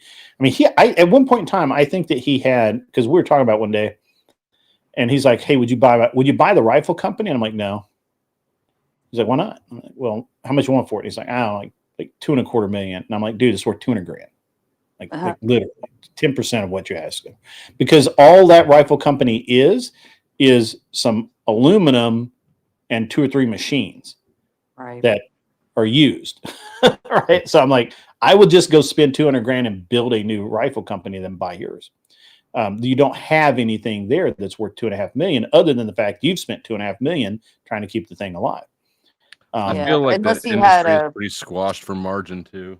Yeah, unless he had like a high value customer list or something where he could burn it, right? Like that would be an investment too, as a client list. Yeah, the client, a lot of times it's just easy. Like this, the company that I'm buying, the glass company, like arguably it's only worth $250,000, $300,000, because all it is a bunch of trucks and some ladders and equipment, right? Right. But then you look at the customer list, you look at the history, you look at the contracts, you look at, this year, if we were to seal the deal, because in theory, we could close in 90 days. We're not going to, but we could, or pardon me, we could close in 45 days. We're not going to, but we could. If we did that, they have contracts for the rest of this year that's about $3.5 million. Right. Right. Now that doesn't mean you're going to make $3.5 million. It just means that there's, $3.5 million in revenue there. Right. And again, this comes where you get into how do you structure the deal, right? Like, we know how much it cost because we've looked through their books so many times. We know that every month you need roughly $125,000, $150,000 in operating capital. And if you don't have that, if you don't have that in your bank account, it sucks.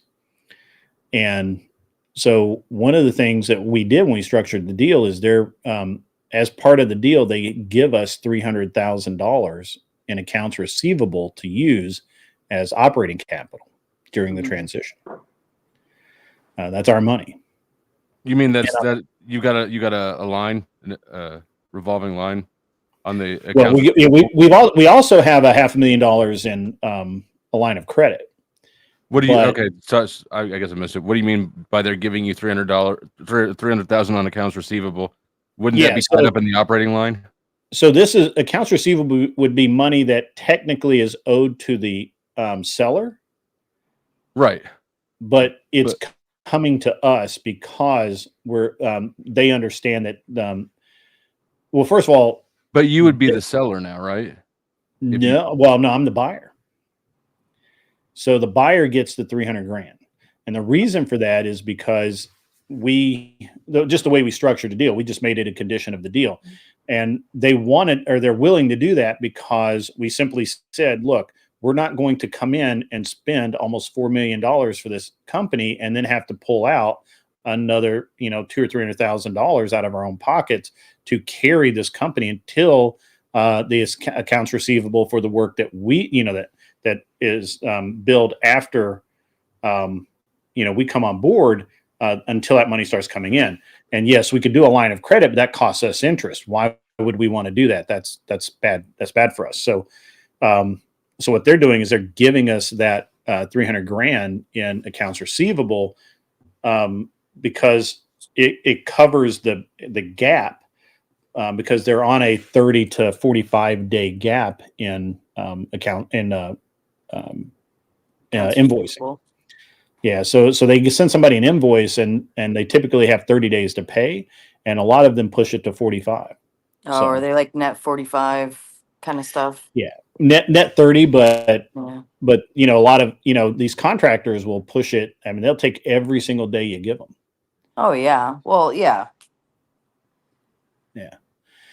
So it's a you know, it's just how you structure the deal it matters a lot. I mean, there's so much nuance in it that it's impossible to not look back on a deal and go, oh man, I should have done that. But you know, you just let it roll. Just get it done best you can.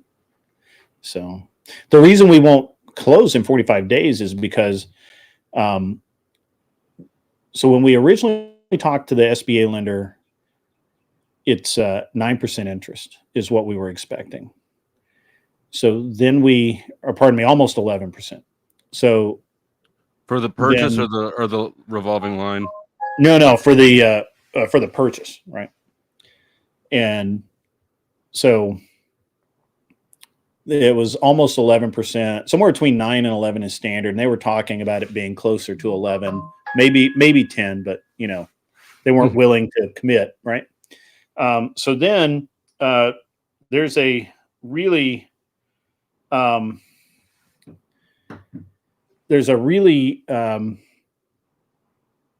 good, well, the best SBA lender out there. We were trying to go through them, but because they're the best, and we could have gotten 7% with them because they were the best. They actually didn't. They don't want to give us the 7% loan because we claim too much loss in our real estate business. Which it's easy to see that we're claiming that loss as a tax maneuver, but it doesn't matter. That it just doesn't fit their guideline. Okay, that's fine. So we can't get the 7% loan. So now we're back in the 8.5 to 9%. To put that in perspective, that small percentage, it doesn't sound like much. That's $66,000 a year in interest payments. Bro, that sounds massive to me because I was a banker in the era of like 0% interest. I know, right? Yeah. I heard 11%. My first thought was like, whoa, this guy's credit is fucked. Right. No. Oh, you know what? I found out? I did not know this. So it's always been my impression and my experience that to get a business loan, you needed to shoot somewhere around 740 to 780.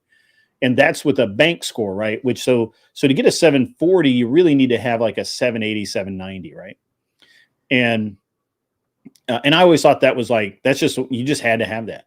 When I talked to the lender, and this is the best, this is the most critical lender, I guess, because they don't care as much about the credit score as the rest of it, but they will lend down to a 680.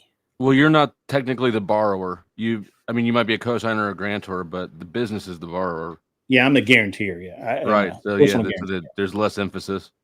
Yeah, 680, dude. Like I was like, what? That's crazy. You can get a $4 million loan with a 680 credit score. That's nuts. Time for me to get my storage units. Yeah, be able to tell a good narrative. The biggest part of dealing with a SBA or any other, especially SBA lenders, is everything is a narrative, right? Like if you have a good story that it's easy to understand, and makes sense, the bankers will go with it, right? But because it's a constant battle between, you want to minimize your income on a tax return, right, to run the business, but then you want to show a profit on tax return for the banker. So it's like constantly threading that needle. Right. Yeah. And so if you can, if there's a gap in your employment history, you better have a good story. Like, well, it really should not be, I tried to find myself in Europe. It should be something like, well, I was doing pro bono work for so-and-so, and you need to you pretty much need to be able to prove it. But if all you do is just tell them that, I took some time off, and they look at that gap, you're never going to get that loan. It's just not going to happen. So it's all about the narrative. It's all about the story that you can tell the bankers. So, but yeah, I mean, it's always interesting, it's the money thing. It's changed a lot. There was no way when I bought the first body shop, it was about 600,000, and it took me months, and it took basically almost every dollar I had up front, and between the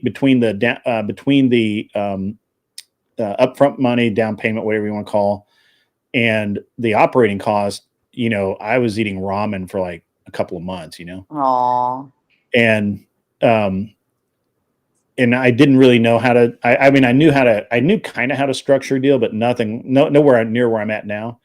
And it took me a few months to start making money, but once I did, it was just pumping out dollars. And but it's really changed a lot. So I told you the body shop that I'm looking at, they ought to be making a lot of money. They get 90% of all the insurance business in the county and a good portion of the next county over. 90%. That's a massive amount. All the city vehicles, all the county vehicles, they all go there. It's been in the same place for like 30, 40 years, something like that. It's been there a long time. But the reason they're not making money is because of the way they structured the deal. Because can they get staffing to support that demand? Oh yeah. They have staffing. Now, so I'll tell you why they're not making money. So the first thing is they have the way that he's doing his process is disjointed and erratic, right? Like when I did and it's the exact same as the first body shop I fixed. The cars come in and there's no, there's no process to it. It's just he'll tell one of the guys, take that car apart, and there's no service writer that goes out and writes the tickets. There's no service writer that sends in supplemental damages or supplemental charges. There's none of that. Like, it's just to go take that car apart. And so if it needs a radiator or something and they buy it and put it on there, it may not even make it on the invoice because nobody knows, right? Or the wrong people know. So same thing with the one I bought. There's no service writer that interfaces with the insurance reps or the customers and tells them, hey, it's going to be X amount, right? And there's nobody that pushes on the insurance guys. Just write out the ticket and that's it. Like, there's nobody that pushes on and say, hey, wait, no, this is a tricolor paint job. It's going to be an extra $200, right? Because we have to shoot 2 coats on it or anything like that. And it's not run very well. They have 1 paint booth. They have room for 2. They have 1. No clear layout, no workflow, no nothing. It's just a big building. Cars go in and out. It's just a very strange deal. But the worst part is the way they finance the deal. So the guy worked there. He was a manager. And when the previous owner wanted to retire, he basically said, hey, you want to buy it? And he said, yeah, I'll buy it. Well, the guy had a paid off house. So he used his house, put a lien on the house as a collateral for the business loan that he got. He did not get a good job, and it's basically literally a seller's note with not really good terms. Mm-hmm. But here's where he really fucked up. The property, because he owns the shop, and that he owns the building, the land, everything. The property it sits on, he went and got a conventional mortgage on. So he is paying way more every month in just debt service than he should. Probably twice. He's probably paying twice as much in debt service as what he should be paying. So because of that, so he got a mortgage and pulled equity out of his house? Yes. He got double money. Yeah. He's terrible with money. This guy's horrible. And it was just nuts. So what we're going to do, because he's asking $695, $490 of that is the real estate value.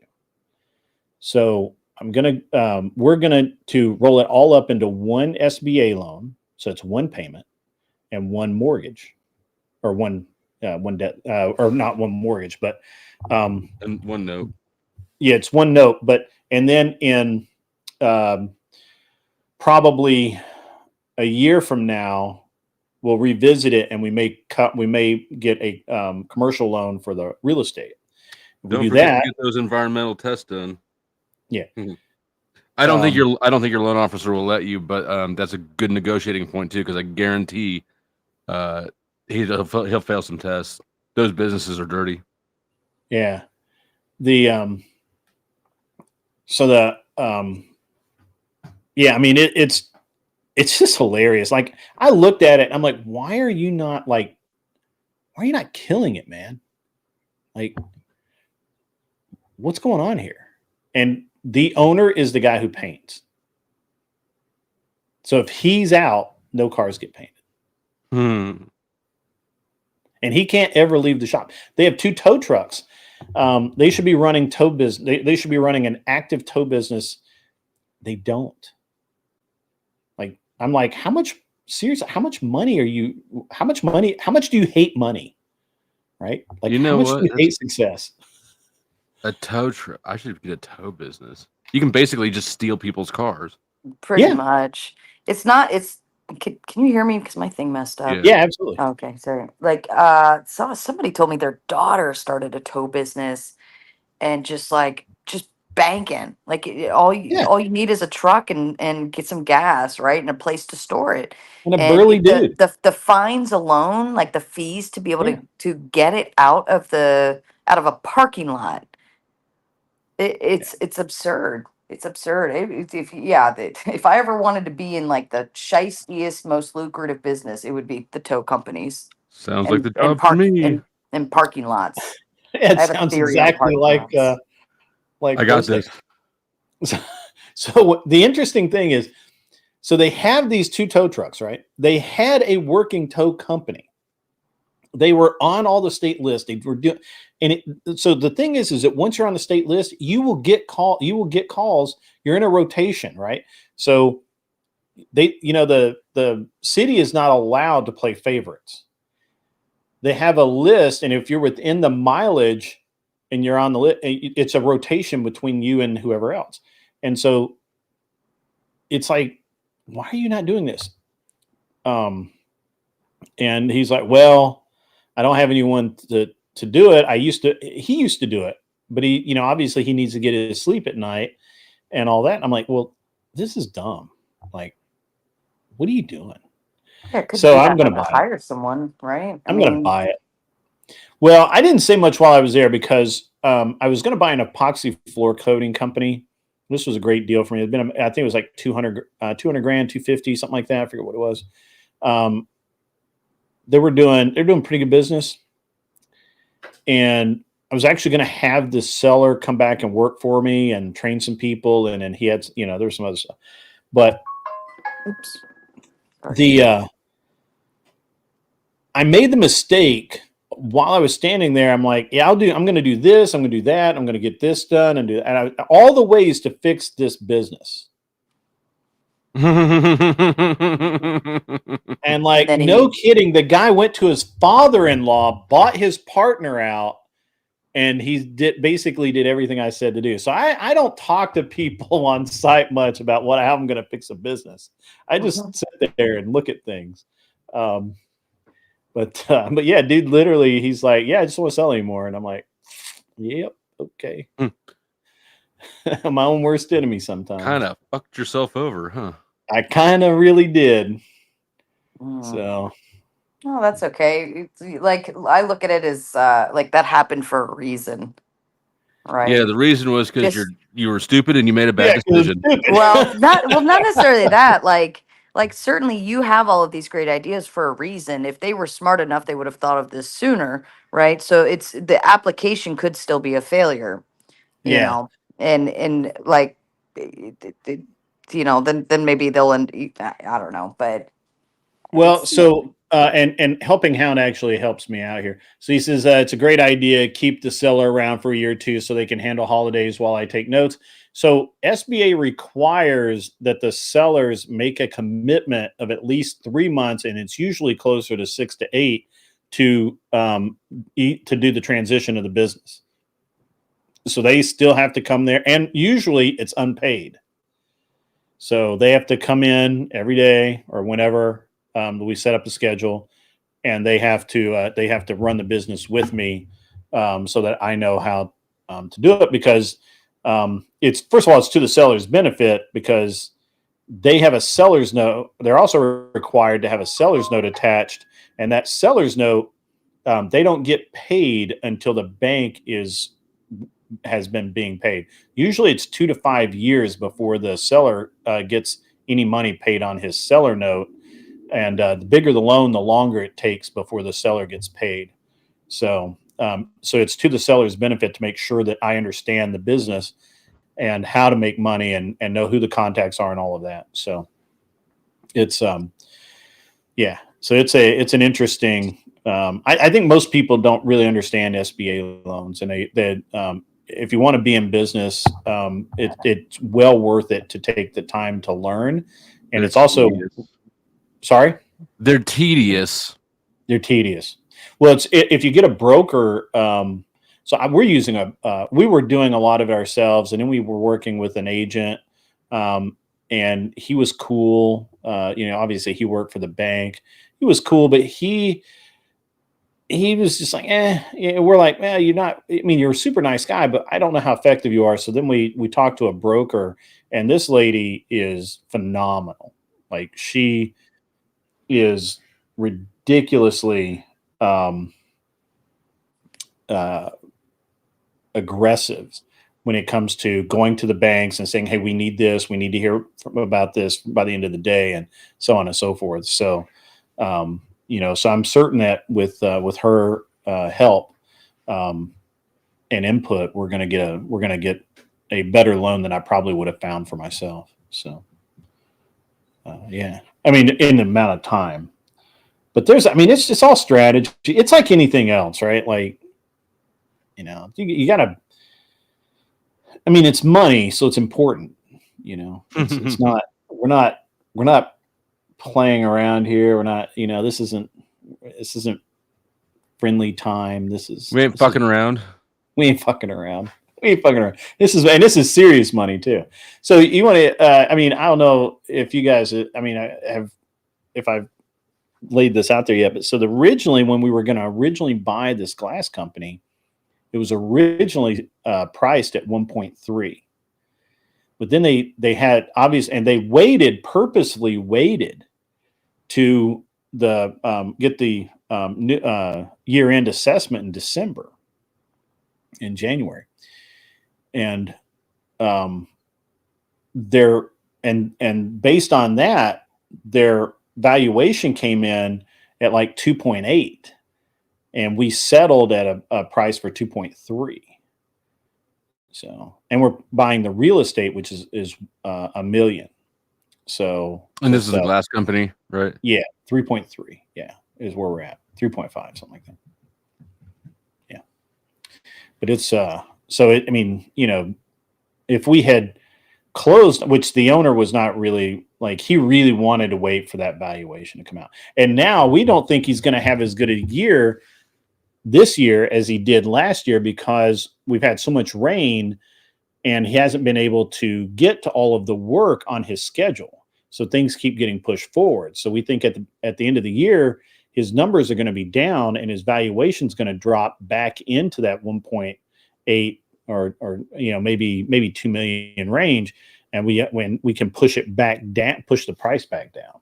And so we're in no hurry at all to close this deal. So right now, because right now, if we close it today, well, it's a lot of money. I mean, it's a lot of money no matter what, but it's a lot of money. Well,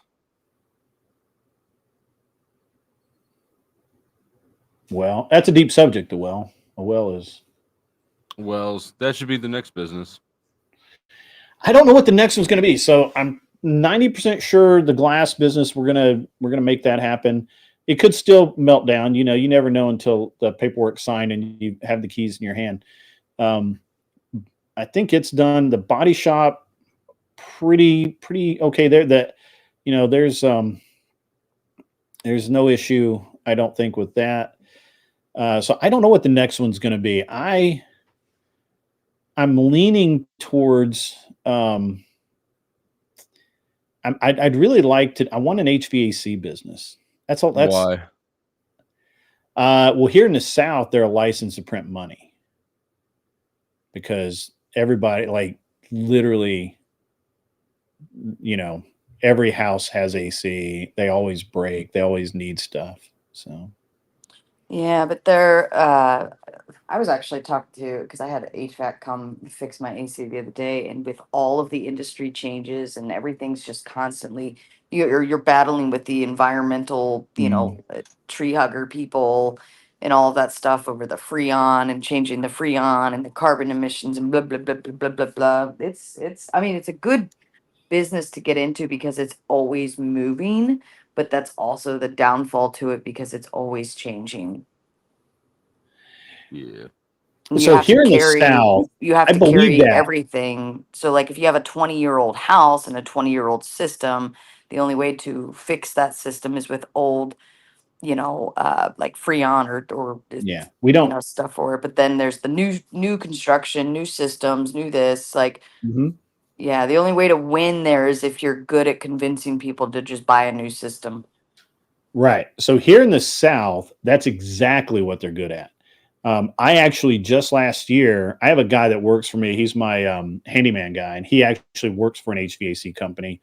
And he's done a lot of other he does handyman work for me on the weekends and whatnot. But one of my rentals had the AC go out, and it was so I actually, let me back up. So when I did a refurb on one of my houses, and I did all new AC, and that was 10 grand. Like, just bam. So, but it's been perfect ever since. Everything's good.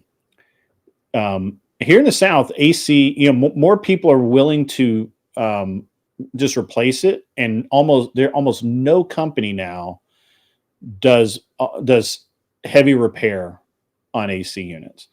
They might, like I've had blower motors replaced. I've had caps replaced, which is like super easy. And I've had a compressor replaced, but if it's much more, like I had a coil issue with one of the houses, and I just had it replaced last year. It was like, and I have my handyman guy do it, so he got me the unit for like, I don't know, $3,500 or $4,000, and then he installed it for another $1,000. So I came out of that at $5,000. So, but HVAC is, and we have so many mini splits going in now that a lot of the service calls for HVAC is actually just going in and pulling down and connecting the mini splits that people put in by themselves. People install them themselves, and then but they can't. Most people can't pull them down to enough to where they actually work. So I like HVAC.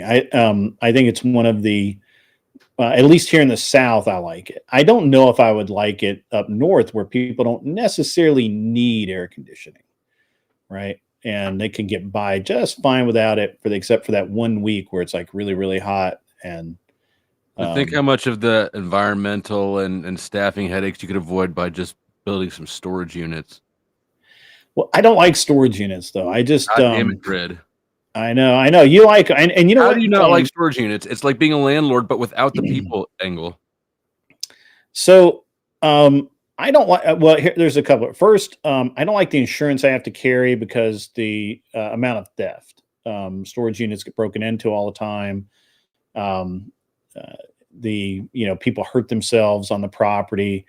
My impression is that you either fly without the insurance and hope nothing happens, or that you can use lawyer abuse to scare people if something does happen. But you take that real risk of winding up in court for a long time, and I have an aversion to winding up in court at all. And I don't like. I don't want to pay a manager to sit on site all day and just not do anything. I have a real problem with that. There's just nothing I really like about it. And I don't think people make enough money unless. Here's how I think that you can make money doing it. If you owned a piece of property, or if you owned it outright, or you bought it and the mortgage was like super low, and you came in and you just built the units, and you basically had a minimal amount of debt, right? So your debt service was maybe, I don't know, like 10 grand, 12 grand a month. If you could get your debt service down really low, I think it's kind of worth it. The problem starts coming into when because people buy these unit or buy these. As a matter of fact, one of the warehouses that's one of the storage places is next to my warehouse, and I was in there not long ago saying if I needed maybe to rent some overflow space, and was talking to the guy, and they had just sold, and I say it was not long ago, it was like 2 years ago, and they sold that for like $2 million or $3 million. It's literally like, it's not worth that. Like it's like 3-4 acres that even if you paid $30,000 an acre, right? And the buildings are just they're just sheet metal. Yeah, they're sheet metal, and they go up really fast. So I was like, why would anybody pay $4 million? So the same reason that you would spend what you spent for the glass company. It's about the revenue model. But it's sold 3 times since then because I don't think it generates the revenue. And there's a lot of empty units. So, and they built a bunch. I think we're overbuilt here. Plan B, if you're not getting the storage unit income, you buy a tow truck. And you're right. No, I agree. Yeah. Go hunting for your own business. I vote for parking lots. Parking lots in my brain power are like the best investment ever. Where you live, 100%. Yeah. 100%. Where I live, no, nobody cares. We went to, I took my daughter to like a tournament, and so we paid for the registration for the tournament, right? Like a team fee, whatever it was. But then when we got there, we had to pay $15 to park in the parking lot, and there's nothing else around. It's like rural, middle of nowhere, Pennsylvania, whatever. And I'm like, all of this land, and you're like, there's nothing here in the way, and you're charging me $15 to park here for a day for an event that I already paid for. It was ridiculous. And I'm like, I had a whole conversation with Flo on my theory of parking lots. Just build a parking lot, and if you build it, they will come. Yeah. You only have to get your car towed one time while you're in a concert to realize, like, hell yeah, take my $20. Yeah. Right. Ghost 1978 asked me, am I part of an investment group that buys a company and sells after 3 or 4 years for profits? No. I buy companies to keep them. The only reason I sold out is originally was because I was retiring. So I thought, I'm very bad at retiring. I need to practice more and get good at it. But retiring is for boring people. Yeah. Like I just there's certain personalities that do and retire, and those are the ones that then quickly die after they retire, and then there's ones who don't retire early, well, and they seem to stay alive longer. This isn't perfect science. This is just well, there's naturally most men need purpose. If a man doesn't have purpose, he's not going anywhere. Like women, we could retire happily, cut and paste all day, sit by the pool, paint our nails. We'll be just fine for another 20 years doing that. Men need a purpose and a drive. Yeah, I think that's it. Yeah, I just I'm always busy. I'm always doing stuff. I'm always moving. It's very funny if you're not me. But you know, it's anyway. Yeah. So I'm not a big. I mean, I don't know about. I may not have looked into the insurance issue enough. Yeah. But you know what? If it makes sense to hire a manager to sit on his ass and bring down the insurance rates, I would not give a fuck if he, like his purpose isn't to do work. I'm sure there's got to be a way to make it work to where, you're just raking it in, right? Mm-hmm. But I do think that, keeping your expenses down up front for sure is critical. But that's the great thing about it. Like, there's sheet metal buildings on a concrete slab. I could build one of those motherfuckers. Not temperature controlled. I wouldn't want to mess with that. That sounds like a whole other headache. You would have to have the attention span to build one of those motherfuckers, Flo. Yes, you have to have the attention span when you're dealing with concrete. Nothing like a sense of urgency, like the concrete is drying, to keep your focus. Yeah, you're not checking your phone, reading your messages. Right. Yeah, it's funny. What's interesting, because I did look into that briefly, but I just couldn't get my head around. I mean, I think the way to do it, the one that's next to my warehouse here, the way the original guy did it is he hired, I'm assuming it was probably an older couple, but I don't know. I only ever saw a lady around at the front desk because that's all I only went there like 3 times. So I'm not like, I don't know everything about it, but it seemed like her and probably her husband lived there. Like the office building, which was storage units on the back half, and the front was an office, and then probably like an apartment behind it. So it seemed like they lived there, and that was probably a big chunk of their compensation. And then they and the guy that owned it actually, I think, lived in California, and yeah, and I think that's kind of what I think he sold it because. Once, I don't know, he's probably just going through like, hey, I'm just getting out of this stuff. But since then, I think it's sold like 3 or 4 times, and every time it's a new company after about a year and a half, and it's probably because it's just not making the money. So, yeah, I guess they can only raise their rates so high before everybody else before other companies will undercut them. I don't know. I'm not up on. I'm not. I don't like the storage game. I mean, I think it's it's probably not bad, but especially if you get weird though if you're in the wrong part of town or something. Probably if you're just like a local guy and you're just going to do it. So, well, that's true. Helping out if you're going to do storage units, you need to do U-Haul. And I think U-Haul would be a good one. I think if you did a U-Haul location and had the trucks and the pickup trucks and everything, all the stuff they carry, I think those make money. That's franchise though. Yeah. I don't like franchise as much, but I think if we're going to do one, U-Haul's not a bad one. Yeah. I don't know. I think one day I will just buy up a bunch of parking lots. I mean, where you're at, that's probably not a bad idea. Yeah. I mean, think about even just like flows at a concert, right? Like, okay, I'll pay $20 and I'm within, 3 blocks walking distance. I don't even think theaters or like the big arenas and stuff that do. I think they own all of those parking lots through like little LLC shell company kind of things, and that's where they make all their gold.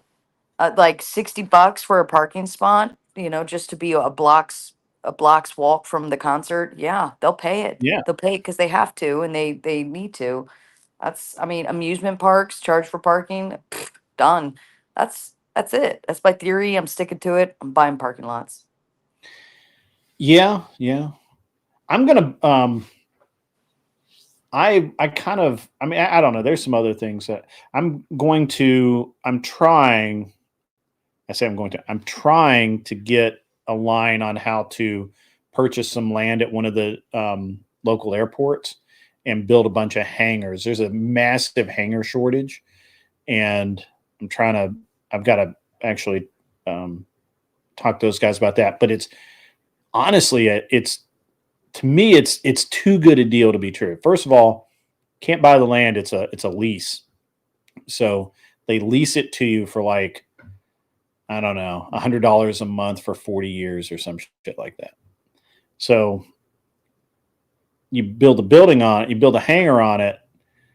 The hangar costs me about 60,000, maybe a little less.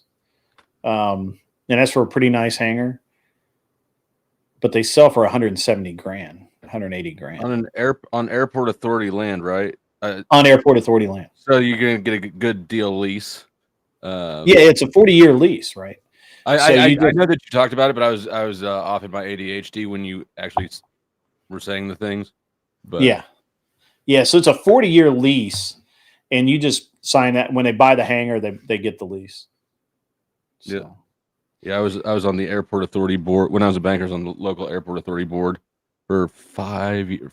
No, not 5 years, like 3 years. Yeah. Yeah. I need to. I really need to start ironing those out because there's a massive shortage of hangars here, and people will buy them. Like I missed out. I was going to buy one at the Lebanon airport. Again, we're just talking about a sheet metal building, right? On the concrete. Yeah, it's a sheet metal building. Yeah, I was going to buy one at the Lebanon airport for 110, and I balked because I was like, hangars. The last time I looked at hangars, they were like 30 grand, 40 grand. What the fuck?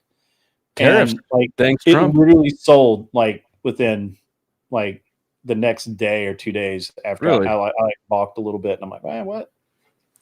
But so Sarah, I started off my show talking a little bit about. I'm just going to shift gears here. Rob Knorr and Coder Ryan, and I haven't actually watched the whole thing yet. Oh my God. But is it bad? I want to. Well, then when race got brought up, Jesus. like we spent probably we went till 4:30 in the morning. Wow. And Rob was fuming because Ryan was making implications that essentially Rob would be racist if he carries, this thought process, and it was it was a barn burner. I'm glad we moved it to the gauntlet by that point because it was rough, but yeah. Yeah, I kind of figured that it was going to go there because Ryan was being way too. I've watched the first portion of it and probably the first half hour, 45 minutes, and he's way too calm during that portion of it. So I figured that he was saving it up for later. So I feel like you have to be a racist to hold his perspectives. Like, what a white savior. Well, yeah, and you would have to acknowledge that they would there's has to be some type of victimization, right? Like, but even at that, you would have to believe they are a lower class of person to have to do that. Honestly, that's how I view all the woke liberals. I think it's all just one big manifestation of their superiority complex. So, Sarah, I have to ask you: do you think that Ryan just says the first thing it comes to his mind and then just hangs on to that, or does he actually like? It wouldn't be a bad strategy. He's found himself a niche right there, being the guy who supports all this bullshit. Yeah. I don't know. I think sometimes I think Ryan is still in a learning process. And like he comes in with already a default belief system, and I think that he's going to learn more along the way. And I think How old is he? the shoot from the hip idea when he's in debates or conversations, I think he shoots from the hip, and eventually it will kind of reset itself one day. One day. How old is he? I don't remember, but he's got to be like maybe He's like our age, isn't 25. he? Is he older? No, He's younger maybe than I that? don't know.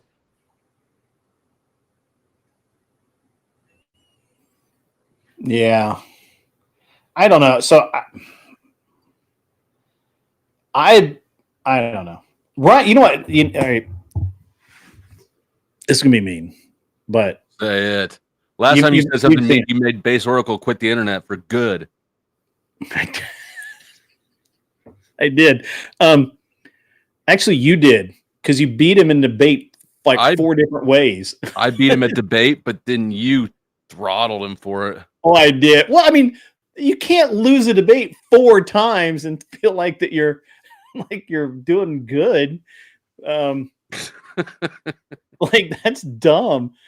I really don't know. This sounds mean, but my impression of Ryan is that he really wants to feel things, and he really wants everyone to like feel it and be cool. But he's not that cool. And I just it's so man, it's just so disingenuous, you know.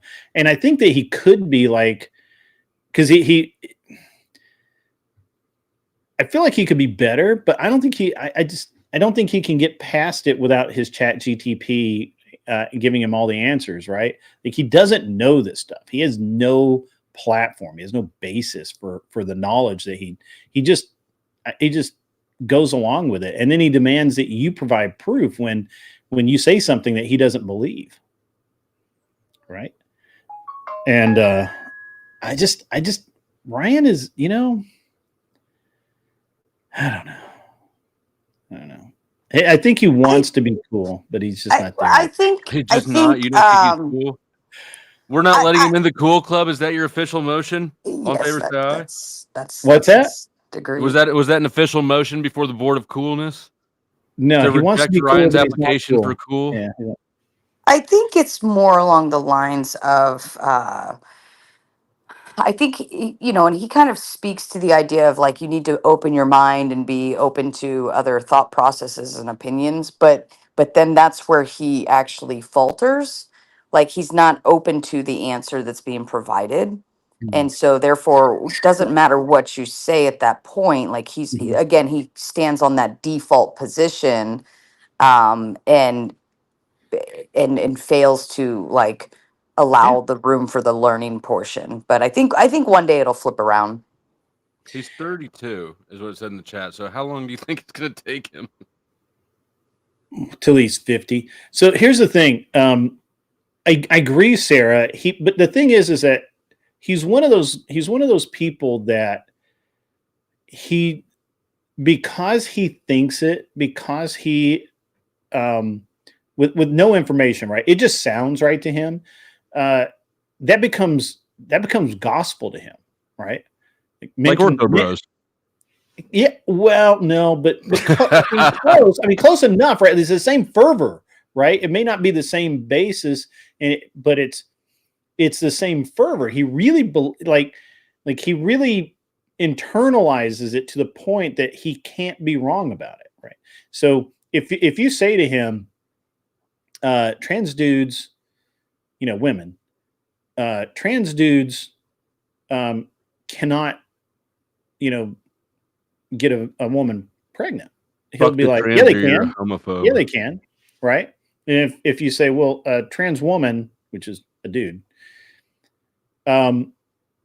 can have a baby, and you say no, they can't. He'll say, yeah, they can. Sure. But what? No. And he absolutely just sticks to that. And no amount of proof that you give him will change his mind. So it's a lost cause to debate with him, right? Because you're not actually going to That's why I refuse to debate Furby still to this day, since day one. Sure. Right. It's yeah. the same So thing. Like, you cannot cede ground, or else you have a moral issue, conundrum. Yeah, because with him, so if you and I have a debate, we're arguing thoughts, principles, Weapons. some form of, some maybe some morality, something like that. Maybe even some belief, but I'm not to the point of that belief to where it's like who I am, right? And or to some degree who I think you are. And so we can argue back and forth, and I can say, okay, yeah, Flo, yeah, I get it. This is how you see things, blah, blah. He's yet in any debate to say, oh, I get that. I understand. I see why you think that.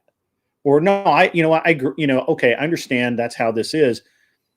But because he can't be wrong.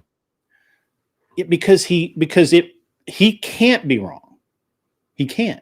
Because it's a really good case for him being a narcissist. I don't even know if you were trying. I mean, you're not wrong.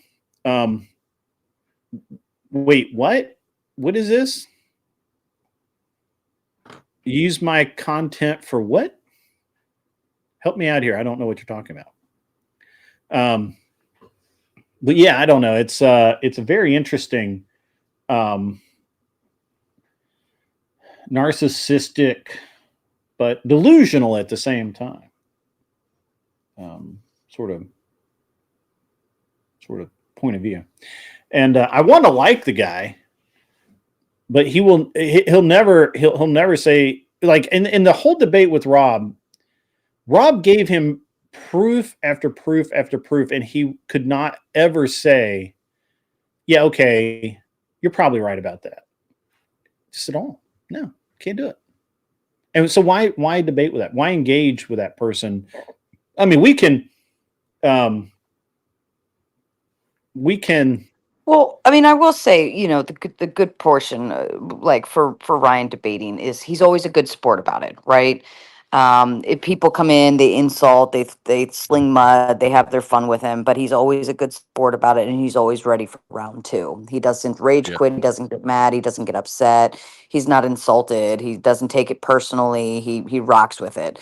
And from my perspective as a scheduler and coordinator for it, he's very easy to work with, happy to do it, happy to accommodate, happy to work with the schedule, so from my perspective, he's a great debater to have on in those portions, right? And I know he'll bring the heat, I know he'll bring contention, and I know that because of everything you're saying, he's great for the screen, right? He's not going to give a lot of wiggle room on the argument because he's believes his stance so hard. Yeah, he's married to it. Yeah. So I mean, I'll give him 100% kudos on that. He's just been so easy to work with and to get on screen for that. And I 100% know he will always bring the heat every time. But if you're talking about actually getting through a debate and a discussion and trying to find resolve, I mean, that never works for anybody, right? I mean, very few debaters have come on. I think Misfit Patriot's probably one of the few where he'll come on and he'll actually be more open-minded. Agnostic Informant was very open-minded and he wanted his mind to be changed, as did, I think, Misfit Patriot. So there's very few people that are here more for discussion and learning purposes, whereas most debaters that come on, they are hard drilled for their stance and they're not going to let up. So I think that's a piece of it. You have to acknowledge that goes around the book the whole time. Yeah, I agree that that as in a debate, obviously I have my worldview, my position, and I'm going to cede as little ground as possible. But I will if somebody says, well, what about this, and is this true? And it is true, I'm going to say, yeah, that's true. And I may give a a rebuttal to that. Well, it is true, but it's not really the same what I'm talking about here or something like that. But I never really hear Ryan do that. I could be wrong because again, I actually can't listen to him that much.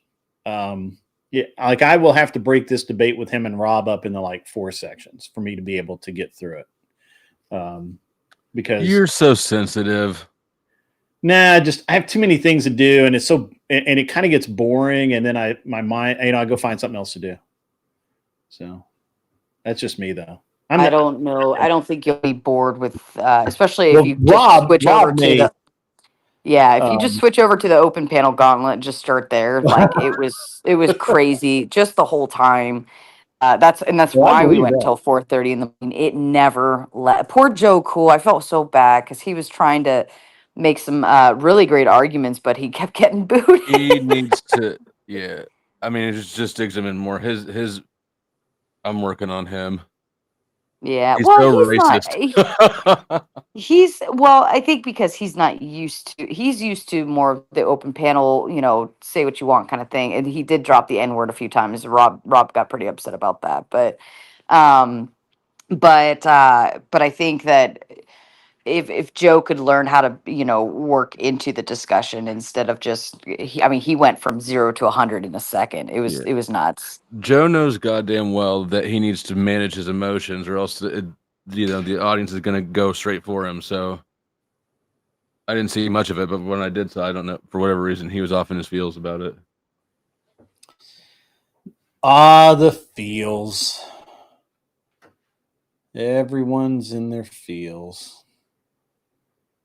So Flo, what do you got coming up, man? What do you doing anything cool? Man, I don't know. I don't know. I never know until I'm doing it. Your show had a pretty become, cool last week. super random lately. Like it's hard to predict even when you're going to be on. If you're going to, it really is. It's hard for me too. Pause. Did you get like a real job? Are you gainfully employed now or something? No. Okay, all right. I mean, worried there for like 2 seconds. No, actually, yesterday I streamed during the day, which was unexpected. Yeah. Okay. But no, I don't know. I had a good day yesterday, and I might not do anything tonight, but I might. You never know. Okay. But that's why everybody should just subscribe and hit the notification bell. Make sure that shit's turned on. Yeah. I do see when you go live. It's just if I happen to be in front of the internet, but it's I've just noticed you're very erratic lately. Didn't know what was up. Sometimes you got to copy the DM that's in front of you. I'm sorry? Sometimes you got to seize the opportunity that's in front of you. Yeah, that's right. I'll be back in 3 minutes. I'm just gonna step away for a second. That's fine. I actually, Jess, the only problem I have with you is that I don't care for your content. I think you're really boring. And I'm sorry. That might hurt to hear. So, yeah, sorry. I really don't care about Are We Not Men? Good luck. Hope that goes well for you. We'll see how that works out for you in the future. And do well. And if you can't do well, yeah, whatever. But no, I honestly don't care. It's interesting that you flatter yourself enough to think that I do. So there you go. Bring in the, I don't know, is that hot or cold? I was about to say bring in the heat, but that was delivered pretty cold. Yeah. This isn't an open panel, folks. This is just I had Flo up because he never shows up. Well, you didn't send me the link, so yeah, and then I didn't even send him the link. I kind of forgot, but I got busy. I got distracted. Squirrel, So. Mm-hmm. And then Sarah came. Gotta have Sarah up when she comes on. So but yeah, pretty cool. She doesn't come a lot, but when she does, it's a great I success. don't need to know. Don't need to know. It's okay.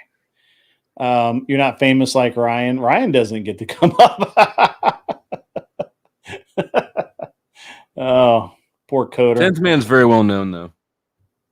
10th Man is well known. He is well known. So, yeah.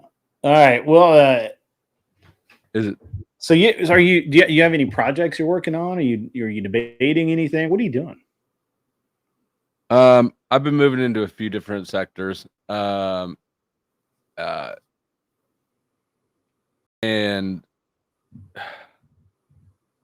yeah, just constantly, bro. We got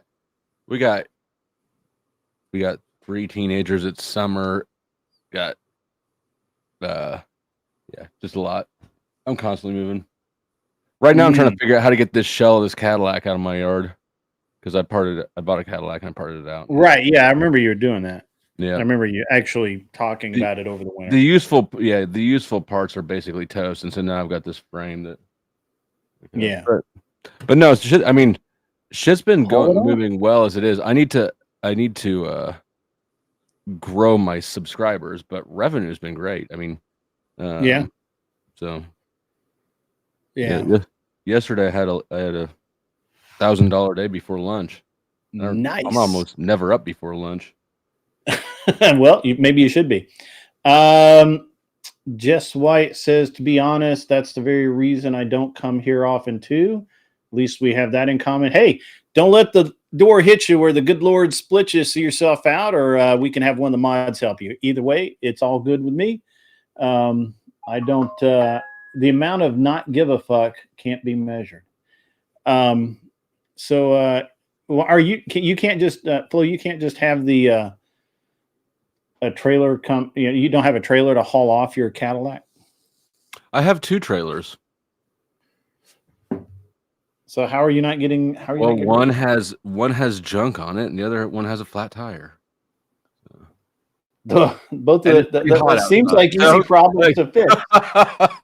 let me reframe the issue. Okay, all right. Literally a right now concern because I'm about to go outside and start poking around that trailer. This is not a big picture concern. Okay. All right. What are you going on about? He's procrastinating, and I asked him why. Pretty hot outside. She knows why. What I do? What is hot outside? I don't know. Let me look.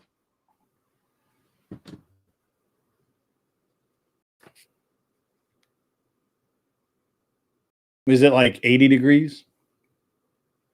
Oh no, actually, it's not even that hot. Okay, it was pretty hot. It was toasty a little bit ago. Pretty hot for Nebraska. We're hotter than Nebraska. Are you in Kansas or? Why did I think? Huh? Because they're both flat corn states that you fly over, unless you're going to a college sports game. That's true. Flat. I drove across Nebraska once, and I swear to God, I thought it was just like 2 cities and a bunch of cornfields. Yeah. Eastern Colorado, Western Kansas, like in Nebraska. These are some rough states to drive through.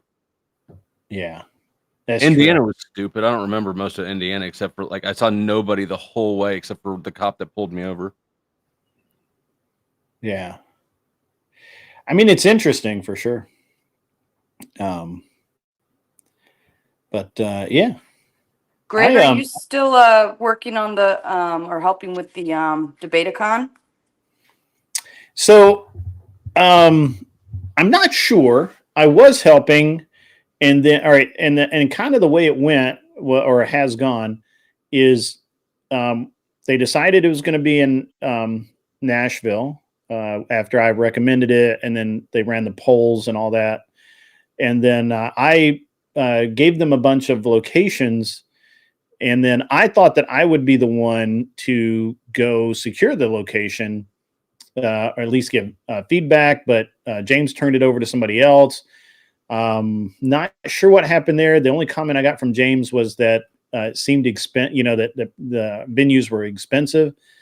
I think maybe if you're not, maybe if you, maybe it's because they aren't local, and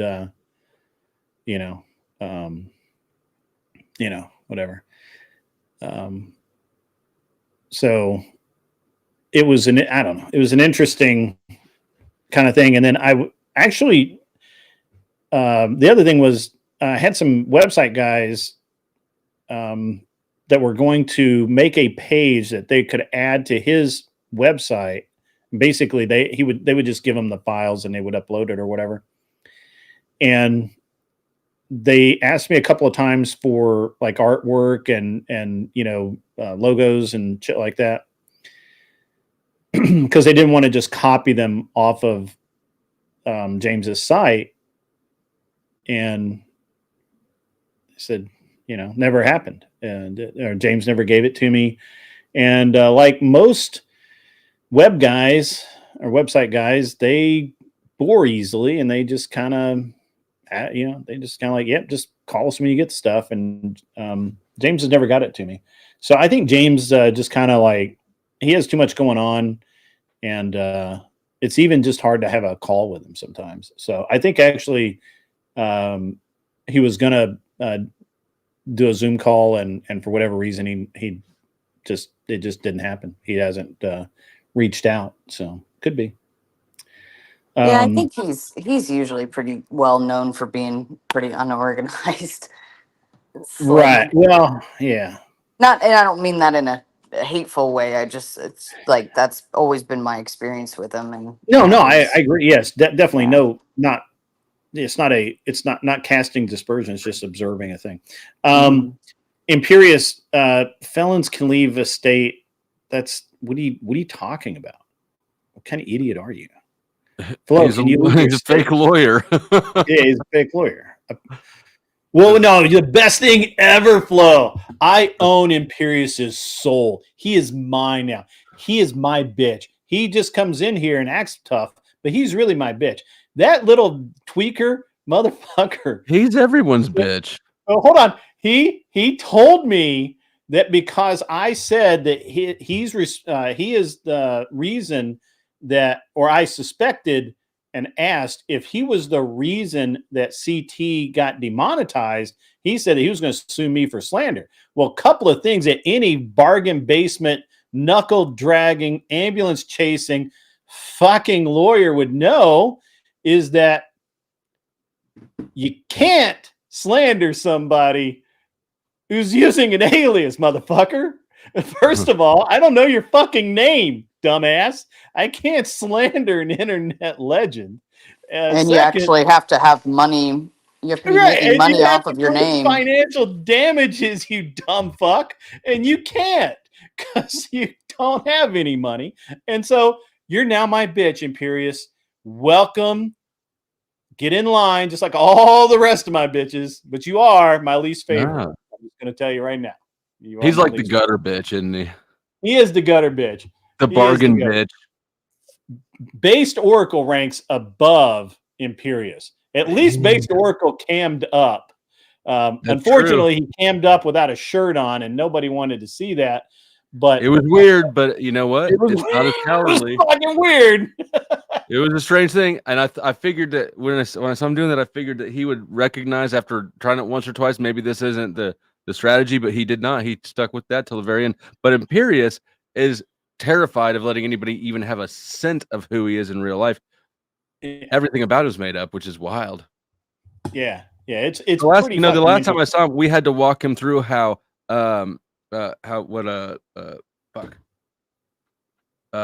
Jessica B is up in the house. Not slander, whatever. The per se part. Defamation. Thank you. Defamation per se. Because he didn't understand the per se part. By the way, he said that he was going to have my channel taken down because I slandered him. See, this would be impossible because everybody slanders every fucking body on YouTube, motherfucker. That's the dumbest thing. I mean, the That's dumb how he doesn't lashes stop. out. He said it to me too when I kicked him from my channel. He said it to. Yeah. He I says didn't it even kick everywhere him. where he I gets just the door told him slammed in that his he is face. responsible for. I did kick him out of my Discord because you know. So do you allow him in your chat just so that you can see him cry? I do. That's why he's my bitch. He's like the gimp thing on a leash. He is the gimp thing on a leash. And he'll accept it because he's not even tolerated that much leniency And he won't anywhere else. leave. The thing is that if he had any self-respect at all, he'd fucking leave. But he Well, if won't. he had any self-respect at all, he wouldn't have to make up an entire fantasy existence. He won't leave. Well, Anybody at this point would leave. this is part of his delusion, though, right? Like he actually believes he has some type of upper No, hand he with doesn't. all. He believes it. We all know that He's he's trying delusional. so hard to cope it. He knows it in his soul. It hurts. It is. Think You how know much what's work it is to maintain that illusion. I mean, got to be honest with you, that is military grade delusion. See, this is the stupidity here too. He's like, "Oh, the show's about me." Yeah, bad publicity is still good publicity, right? But like, you're just straight up a tard. Like nobody, Funny. like we wouldn't make you a headline, right? Nobody would be like, "Oh my God, we're gonna talk about Imperious today and the drama that ensues." Yeah. Like nobody cares. You're just an afterthought, a blip of an entire. How long of almost 3 hour show? You are literally a blip, just for us to say how tarded you are. I mean, It's not a compliment. it's the gift that just keeps giving. I've never had a lolcow. I don't know if this is a lolcow exactly, but it's as close as I'm going to get. So, why would you want to leave? I mean, I think most people would have left. Just saying, you know, if they had any self-respect, but you don't. So that's why. That's why. Who else is like this? Like, is there somebody else that we could all be like, "Oh yeah, that one." Mm,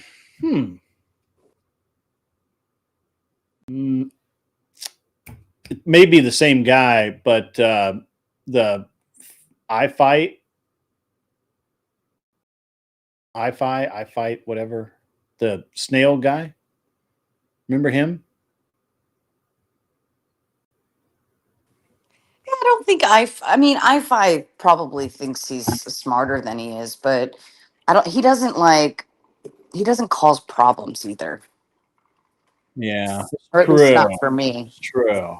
And he never. I haven't seen him in a while, but he's never caused issues. Duck's problematic. He causes issues all the time, and then he's like, just randomly starts yelling at people on stream. What is it with Duck? Like sometimes he's like really like kind of sane. And then he's like I don't know. I haven't pinned it yet. Um like he wants to be a part of the cool kids club kind of thing. He wants to be the great philosopher that says amazing things. But then when people are like, "Dude, what are you saying? What are you talking about?" Then it gets irritating to him because we're not accepting his like amazing, clippable moment, right? And so it bothers him that we don't see it the way he sees it, and then he gets frustrated and starts spurging, and then does the He duck just thing. tries to pack too much into sentences when he's stressed, I think. Mm-hmm. he wants to be so like esoteric and like super like philosophy guy. Yeah, he But wants he's to be the next mostly Jay just Dyer, but Come on. He's already past Jay Dyer. Mhm. Jay Dyer, little biatch. yeah, think so. Mm-hmm. Uh-oh. I don't. keep I taking don't shots at know. him. I thought so that I recently saw Jay Dyer versus Fabian Liberty, and Fabian was like, The one you on Jay know, Dyer's channel? Yeah, he was on Jay Dyer's channel, and Did you watch Fabian the was- beginning half an hour? no, I did. I just saw the clips, man. You need to haven't- watch the beginning half an hour because that gives you context for the whole thing. Jay would not let him interact. Jay That's basically, kind of what I Mhm. got. yeah, definitely go back and watch the beginning. Because Fabian Liberty came out swinging, and Jay immediately got pissed off and started like backstaging him, being like, "Well, if you're going to talk over me, you're going to talk over me." Now that is something I don't like that. You know, like It's because Fabian brought up when Jay rage quit something Zulu. I guess he did a debate against another libertarian, Zulu something, and rage quit. And that's the first thing out of his mouth. And Jay instantly went into sour mood and then immediately started finding like, I got to backstage you because you're talking over me. Yeah, I think I think Jay's ego gets in front of him too much. And I think it impedes on the ability to actually, you know, let people push. Like he wants people to come on and push back, but then he mutes and boots people. It just kind of doesn't really make sense. I cannot stand it when people mute people on their channel. Like I even hate doing it like on my debate night when people will start that, or I've had a couple of guests where I'm like, dude, if you keep doing this, I'm going to have to mute you. But I really hate doing it. Like I don't like it at all.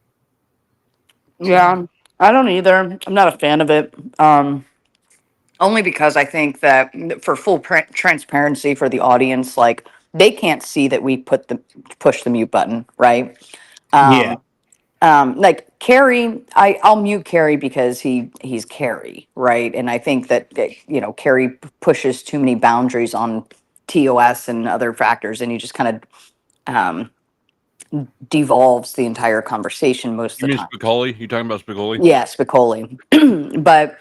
But outside of that, like I avoid hitting that mute button at all costs because I don't think that it's I number one, I want them to be able to see the if the person's spurging or going crazy or whatever, like that's the audience to rule what they think about it. That's not mine to judge. But also, I like if I muted everybody just because I disagreed or thought they were stupid, then I wouldn't have any panelists either. So Yeah. I guess so. And I really do need to watch that with Fabian Liberty. I didn't like the way Jay handled it, and I don't know. I was pretty unhappy with that. Mainly, I don't know. I think that you should be able to win your argument with either just matching energy or,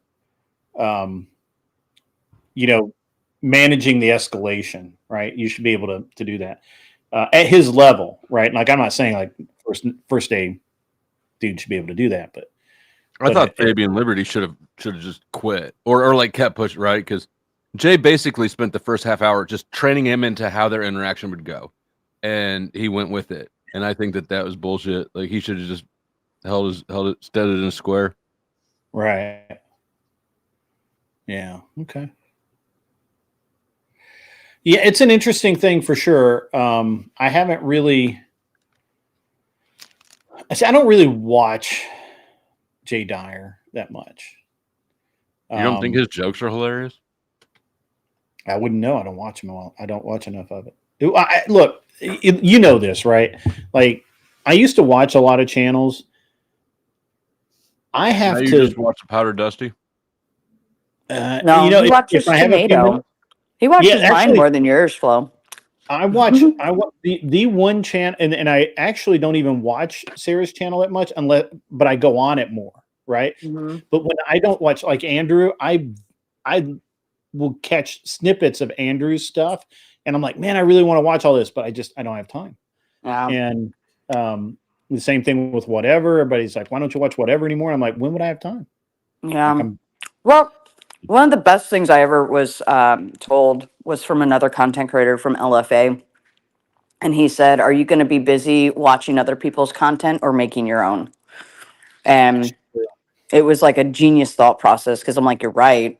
You know, I could waste so much time watching other people's stuff. I don't mind watching, you know, if something perks my interest or you know, I happen to be laying in bed or something and nothing to do and I'm like, let's see who's on. I've no like just like right now, Grid, you know, I happened to open my YouTube and I was like, oh, Grid's on, and then I saw, and then, you know, so on and so forth. Well, I can hear you eating lunch. I was like, you got like chicken fingers or what do you Bro. got? No, there? I made Anything good? breakfast. I made eggs and Who are you toast. talking to? We're both eating. You're both eating? Damn it. Yeah, we're twin flames. We do everything at the same time Even without separated by knowing that we're miles and miles, and yeah. yet Yeah, Look. we're very. That's why we both ended up here somehow. yeah. Twin flaming. Look at this fat kid shit. Have you had these? Reese's, What is the that? Reese's No. outrageous. Oh What my is that? god. That Bro. looks like something my kid would eat if he could eat It's a peanuts. chocolate Flo bar. It's eats got kid Reese's food. pieces. There's candy inside the fucking candy. You're retarded. I I was an adult and I made eggs with toast. know.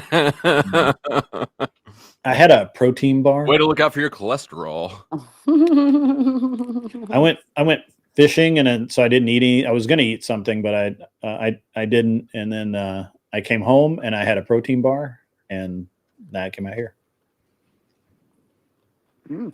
So yeah, Sounds not delicious. nearly as exciting as you two. You two guys are like jamming out over here.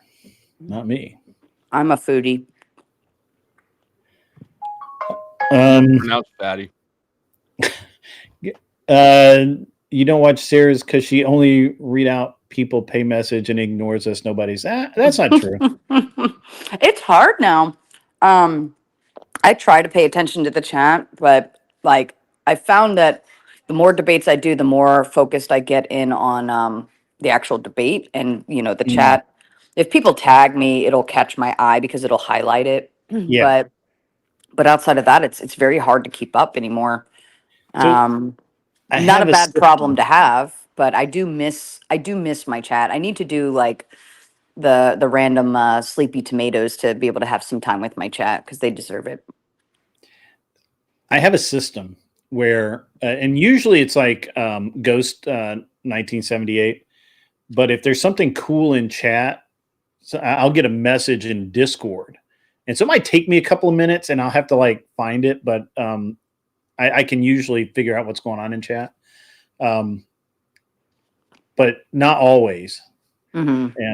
And I had somebody the other night. They were like, they said something in chat, and it was really cool, and I didn't see it, and so then they like super chatted to have me read it, and and it was like at that threshold where it's not, you know, like on a slow day like today, I would read it, but we were in the middle of the debate show, so it wasn't. I wasn't. It's always a bummer when your biggest donors are on the panel. Yeah. And then I set up the super chat. So I saw it, but it was like below the level of like instant read, and I was going to get to it, but then the guy was like, he sent another one, was like, hey, you missed it, and you know, I was like, okay, I got you. But yeah, I feel bad when I miss super chats, which does happen, and I try, but I have I have YouTube on that monitor. I have the Talk Studio over here. I've got my Discord and all this other stuff right here. So I can, and those are massive display. They're like 40-inch displays. So I can it doesn't take a lot for me to see the chat. So I haven't. My favorite thing is when Grid is talking and then reading the chat at the I same know time. you like to try and get me off topic. And I watch your brain just fry in the moment. My favorite thing was when you banned Furby and Grid came over gossiping like the happiest gossip girl. Oh, dude, I was so happy. I was like, what the you know, the Furby comes on to the debate show, or came on to the debate show a couple of times, and got and actually it's really fair. The debate show is really fair. The judges are really good, and It's exactly the what an one unfair person time- would say. like the one time where I was like, this is the most fair judgment ever. The Furby whined about it. I'm like, come on. This is like absolutely not. Well, the Furby is always a victim in everything. She could win $1 million and still be unhappy because there would be some kind of victimization. Yeah. If I were a 35, I'm assuming year-old guy with nothing, what would I do today? Depends on what, I mean, I don't know what your skills are, but you know, it's tough to say. I like, if I were building up from nothing, I like lawn care, dude. I've invested in a lot of lawn care companies. I used to be one of my favorite, like, easy investments was to just find somebody that, you know, probably been doing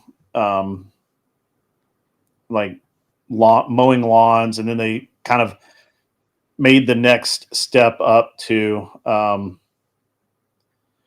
oh, how did you get a link, Kinetic Kel? Who gave you a link? By the way, you're Oh, sorry. I did? Yeah, my bad. My bad. Okay. Sorry. Probably That's where my okay. link You're went. cool. No, it's fine. Okay, bye. Oops. Anyway, that was Kinetic Kel, who is obviously very kinetic. You look shocked, Flow State. Oh, I'm twittering. I was gonna say he usually likes to do 20 things all at the same So, time and then be this one halfway actually- into a this- conversation. Listen, this tweet Andrew did made me actually LOL for real. I think the majority of feminists have grape fantasies, and the majority of their grapes happen in their fantasies. It's Shots fired. women do like more violent corn on the cob. I would like to Kel, you can get jump back screwed. on. I forgot that I said that was actually when I meant to send it to Flow. Oops. Because I wasn't really paying attention to Discord. Wow. Then just put some salt in her wound too. She already felt embarrassed, and then you're like, "Sorry, I didn't mean to even Well, send the only that to reason he you." did it on accident is because he was already creeping on her profile because he was really Mhm. thinking about her more than me. Mm-hmm. Nice recovery. I You got owe her an apology. I owe her an apology. I might apologize, but I don't You owe just an apology. completely insulted the poor thing. Oh She my was. gosh, Flo. You sent her a link, and she thought You're right. that you wanted her on her panel, and she actually went out of her way to come join you. And then she gets here, and you're like, "How did you get here? This is absurd." Well, And I was she's a little like, shocked. "Okay." So now she feels embarrassed. Now she feels embarrassed, No, and the then two things that happened. then you double down the embarrassment to say, "I didn't mean to send that to you. It was an oopsie." Kel does not feel embarrassed. I promise you. Unacceptable. I will feel her now she's embarrassment going to for say her. that for sure, but we don't know how she feels. Imperious is Imperious. Do you really believe you're the shit that comes out of your like keyboard? He doesn't. He just tries to knuckle in hard enough that he hopes to convince other people. But he's not a public figure. He He's just not a takes public L figure. after L after L. He's a public lolcow. He is. All right. A So now we have punching bag. Kel back See? sideways. Poor Kel. There's Kel. How are you, Kel? Good. I don't know what my screen is rotating. Are you on lunch? Are you driving to lunch right now? No. She crashed. Rest in peace, Kel. Great. Live. Watch live crashes now. They say so, the good. So Kel came on the debate show a few weeks ago, and she actually did really well. So she's come back a couple of times, and she we got the phone thing going on here. And thank God, we thought something terrible had happened. How are there two of me? Because your phone dropped and it just hadn't dropped you yet. So Kel actually won one of the debate nights, and then she's been coming back.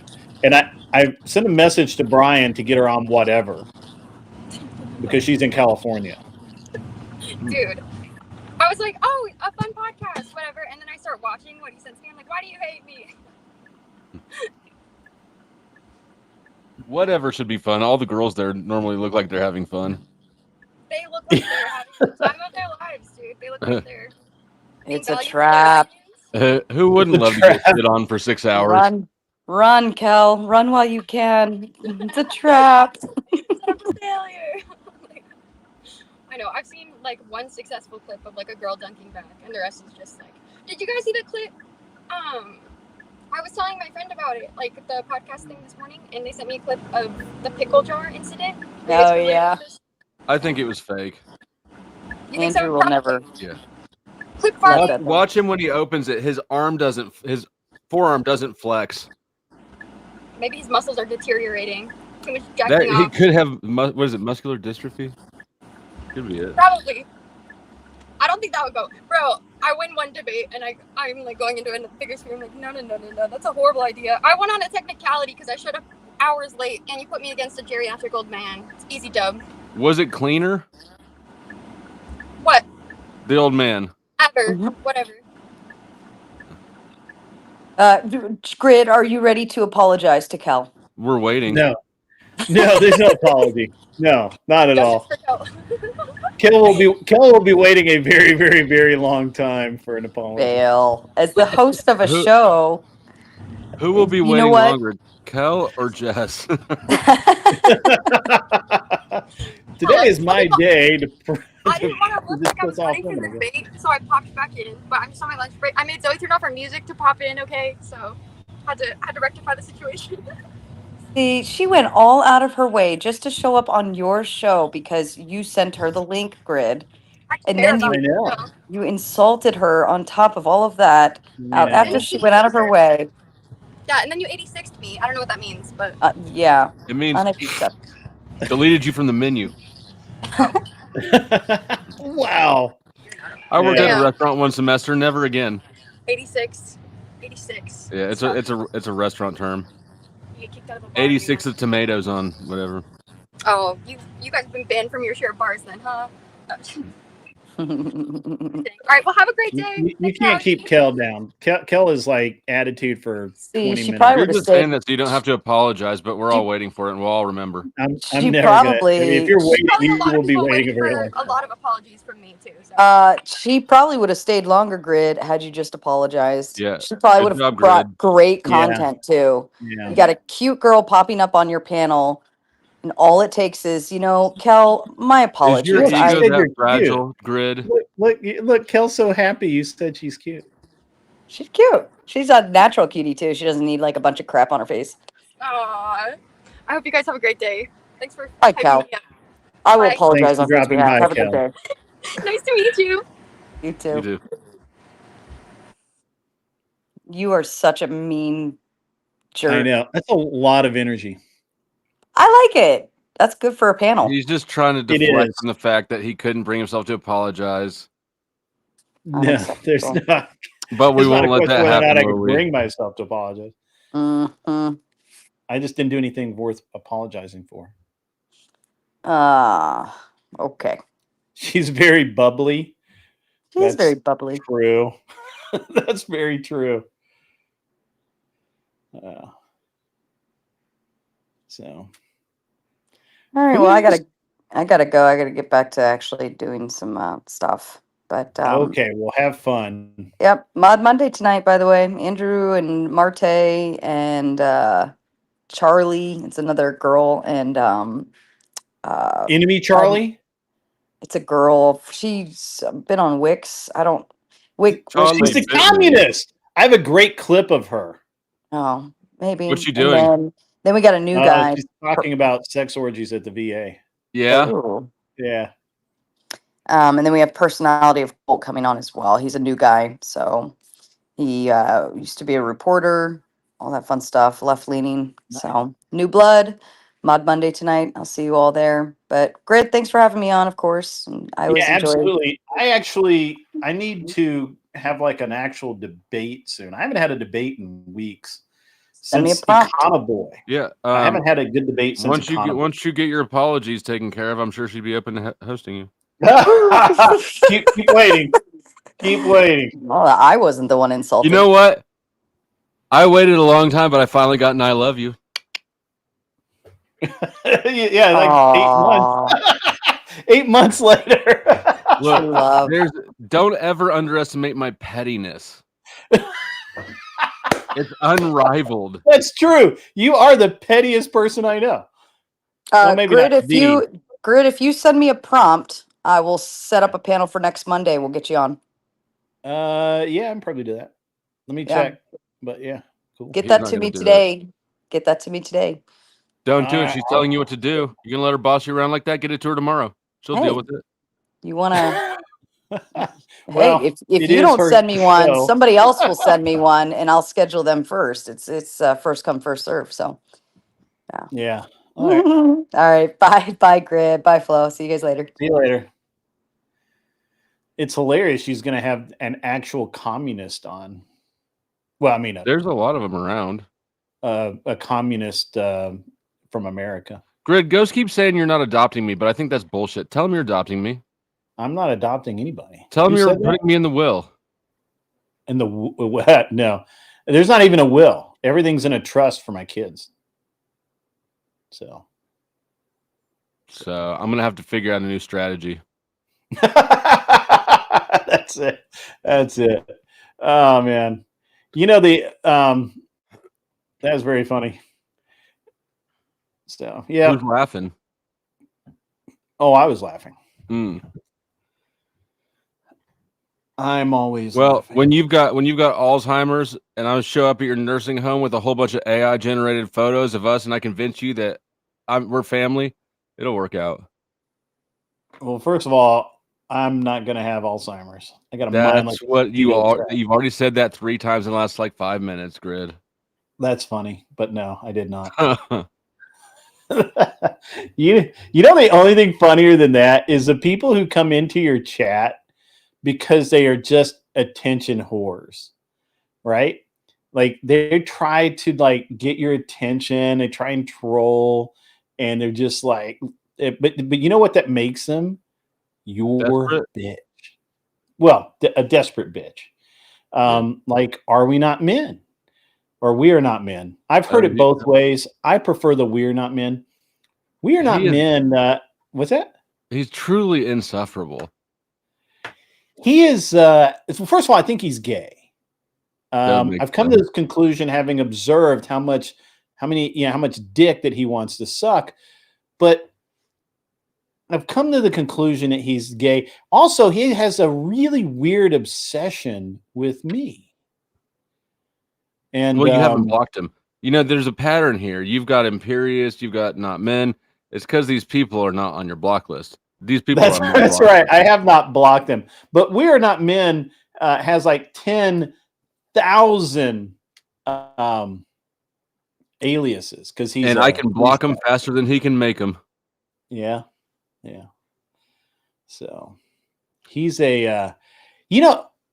literally probably the biggest attention whore on the planet. I think it's strange watching him do exactly what I predicted he would do, which is be the deterioration of Jess's channel. He's literally shitting in his own bathtub in the last one. Well, so he's a mod for Rob Noor right now. Ooh, Rob fucked up. Well, and I have talked to Rob about that. Well, actually, I talked to Rob's top mod. We are not men. EOD top mod there. Is EOD top mod? EOD. And yeah, I've talked to EOD about it. We're Not Men thinks that because he deleted the conversation where he went fucking jack shit crazy,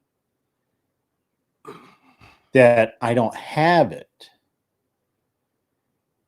What did he go crazy over? Oh, so this has been a while, but I was on. I was actually on Jake Var's show, and we were talking about how, there's some people on the internet that are just weird, and Imperious actually came up and was talking with Andrew, and I kind of zoned out. And We Are Not Men was in my Discord, or my private. He was DMing me on Discord about how if I kept platforming certain people, then there would be consequences with the Crucible. I think I remember hearing about that. And so, being live with Andrew, I said, Andrew, someone's telling me that if I platform people that you don't like, there are consequences. And Andrew's like, no, let's be clear. I'm the one who kicks people out of the Crucible. I'm the one who decides who is or is not in it. And nobody else changes that. And I'm not going to tell a grown man who he can and cannot have on his channel. We Are Not Men was literally going ape shit over this, blocked me on Discord. And then I sent the entire transcript of that to other people. Oops. Before We Are Not Men deleted it. He thinks that he's badass because he deleted the whole conversation. Matter of fact, he deleted all of it, everything he'd ever said to me. But the problem is that I had already sent that shit out. This is why you're you and he's him. And that's why he's sitting there screaming in the chat, You're "Keep lying, you're lying." And I'm the one up here going, suck my dick like the faggot you are. So get out of here. And I'm the one sitting here going, hey, if you still got a copy of that, you should shoot it over to me. I wouldn't mind seeing that. Hell, maybe I'd even review it during a live stream. That'd be great. Yeah, right? And the funny thing is that after that, I was done with him. But wait, there's more.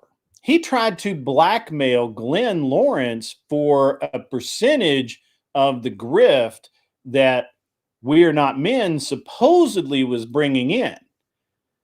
Glenn was like, I mean, I want to, because they had an agreement, and apparently that was something. He was getting a percentage of the proceeds of the chat, or the super chats or whatever. And and Glenn was doing that. And but unfortunately, We Are Not Men decided to get greedy and pushed it, and Glenn said no. And We Are Not Men lost his shit again. By the way, you're a fucking mod on a podcast. You can be replaced in 2 minutes. Like, nobody I like to gives think a- I had something to do with him getting dropped from Glenn's. Yeah, could be. Because I mean, back then I was, if I showed up at Glenn's, I was getting dropped constantly. All Glenn's audience hated me back then. Yeah. And I told Glenn, I said, look, I'm gonna still fuck with you, but when I get dropped, I'm not gonna keep hanging around and waiting to get dropped again. And it's because of Not Men. So We Are Not Men literally, and this was when Glenn was just out of the hospital. He hadn't really been streaming a lot. He wasn't really making that much money.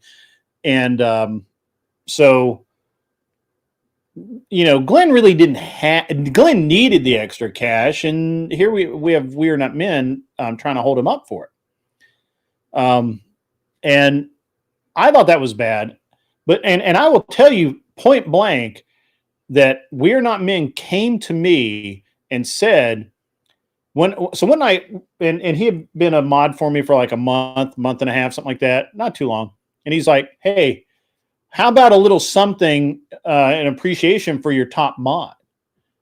And I'm like, what? And he's like, oh yeah, I'm getting all these, I'm helping the grift, man. I'm getting all these donations for you. And I'm like, no, not really. You really aren't, and certainly not enough for any. You're not making me that much money. And but I assumed that maybe he just really needed the money, right? I made an assumption.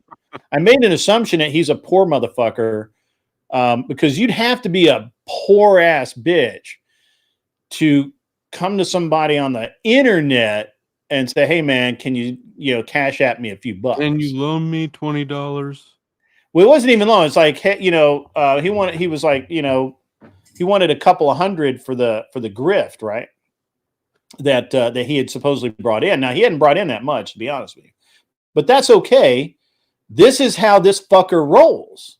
And I'm like, you know what? I'll send him a couple of hundred. Maybe he just really needs the money and he's trying to make an excuse for it to justify, in rather than just say, hey, bro, kind of down on my luck. I need a couple of bills. Can you help me out? I thought that's what I thought it was. Seriously, no shit. Because I mean, that's what I thought it was. And then he asked me again, and I ignored it. And he asked me a third time, and I'm like, get the fuck out of here. Right? Like one of them pushy motherfuckers. And I'm like, I'm not going to. Hey, I'm not timing you out at all, you dumb bitch. But I will tell you, I'm telling the truth. That's why you're screaming that I lie. Let him cry. And shout out to lower class. I see you. Good. Good. Yeah. The Raging Patriot 1776, man, I really appreciate it. Absolutely. You are pathetic. We are not men. You are pathetic. You are literally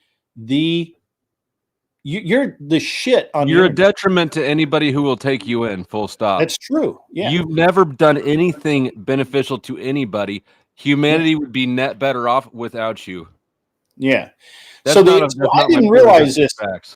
So I didn't realize this, Flo. But I was looking at your channel and some other channels, and I was looking at mine, and I realized that there were not very many women coming to my channel. Now there were originally, like, we had a lot of women coming into the channel. They were there all the time, right? And I'm like, what the fuck is going on? So there's this Aussie named Mrs. D.I. Oh yeah, I know her. And she had kind of found me through Glenn's channel. And Glenn, and so I had Glenn ask her about it, and she told Glenn that, hey, Are We Not Men harasses the women on the channel, and he's really a dick about it. And she would not come back until I got rid of him. Like, she just was not going to come to the channel as long as he was there. Can you imagine that you have a moderator timing out somebody who literally is just a chatter, who doesn't cause problems and all that? Can you even imagine what went through my head when that shit happened?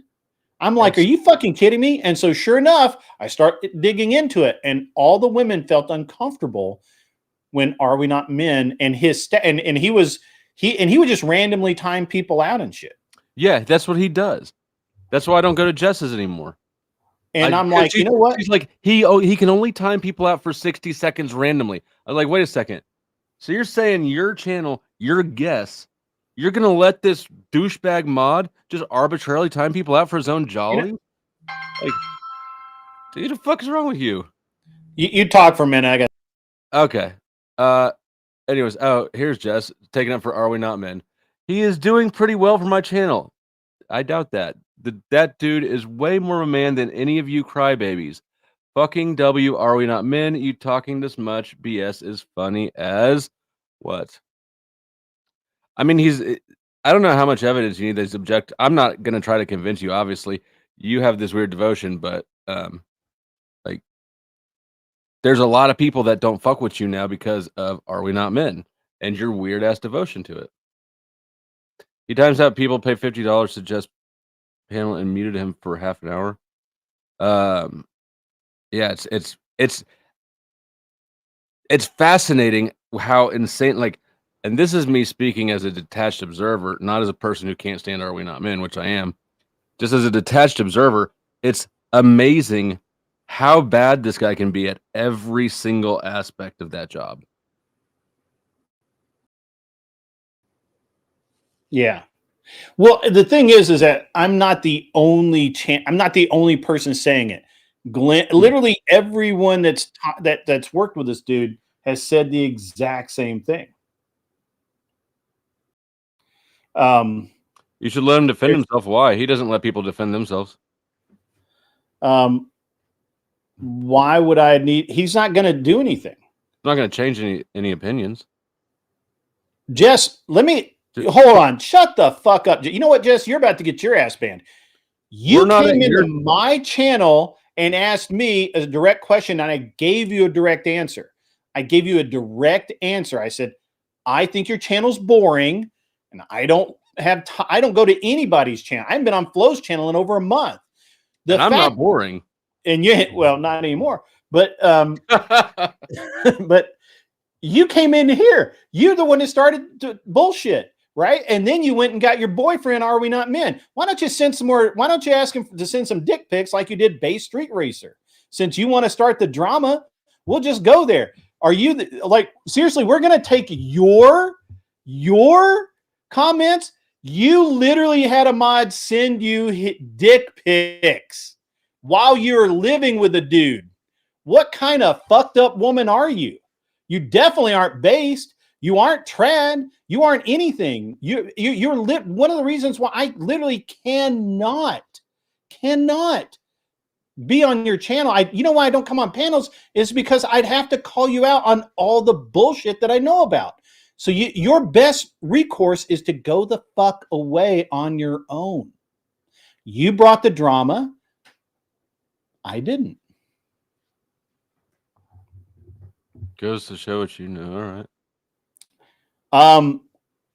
I bet I can come up with receipts for your dick pic extravaganza. I know people who keep receipts on fucking everything. Yeah, you can't fuck around on YouTube and think that you're gonna get away with it. You're just not going to. Yeah. So, Jess, if you want to keep up with the drama, cool. I'm not trying shit. You came into my channel. I don't give a shit enough to go to yours. So the irony of them coming here and then accusing us of being drama queens is fucking sad. That's funny, right? We were having a pleasant show. I was busy making fun of Flo being too damn lazy to get his Cadillac out of his yard. Way too lazy. Oh man, this is great. I know why you're here. Why you're here is because here's the place to be. Where you are, not so much. Thank you, Arakar Oak. I try to keep the drama fresh. Yeah, that's true. Yeah. It turns out that I've got it's kind of a natural competitive advantage I have is I'm good at pissing people off. But you didn't ban Based Street Racer. You didn't. You were even considering moving to the US, leaving your dude because you thought your dude was going to kick your ass out. I promise you of all the things you want to do, fucking with me is not on the list. I promise you. Shut up and go away and take Are We Not Men with you. I'm sorry? I was just saying hi to Carney's Ride. Oh yeah, what's up, Carney's Ride? I can't criticize because I'm in a relationship and I get nudes sent to me as well. Everybody knows I'm a degen, right? Yeah. But I will say that hearing her flirt with Charles Darwin was about the funniest thing I've ever heard in my fucking life. It's so What's good. That? Hearing Jess and Charles Darwin flirt was maybe the funniest thing I've ever heard in my life. Oh, really? I didn't hear that. Good. It was so good. I didn't hear that. I just don't go there, right? Because I've been there a couple of times on the channel. It's always been a shit show. You know, it's not a good show at all. So I don't go there. So, and you know, it is what it is. I love how today I was like, you know, the thing is that normally I'd probably ignore all this shit, but I'm so relaxed and I had such a great day today. I've noticed that you're really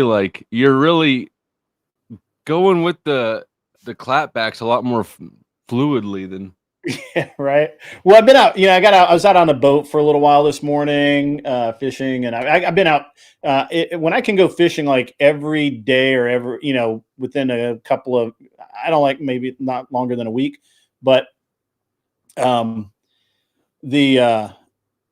I've been out like almost every day.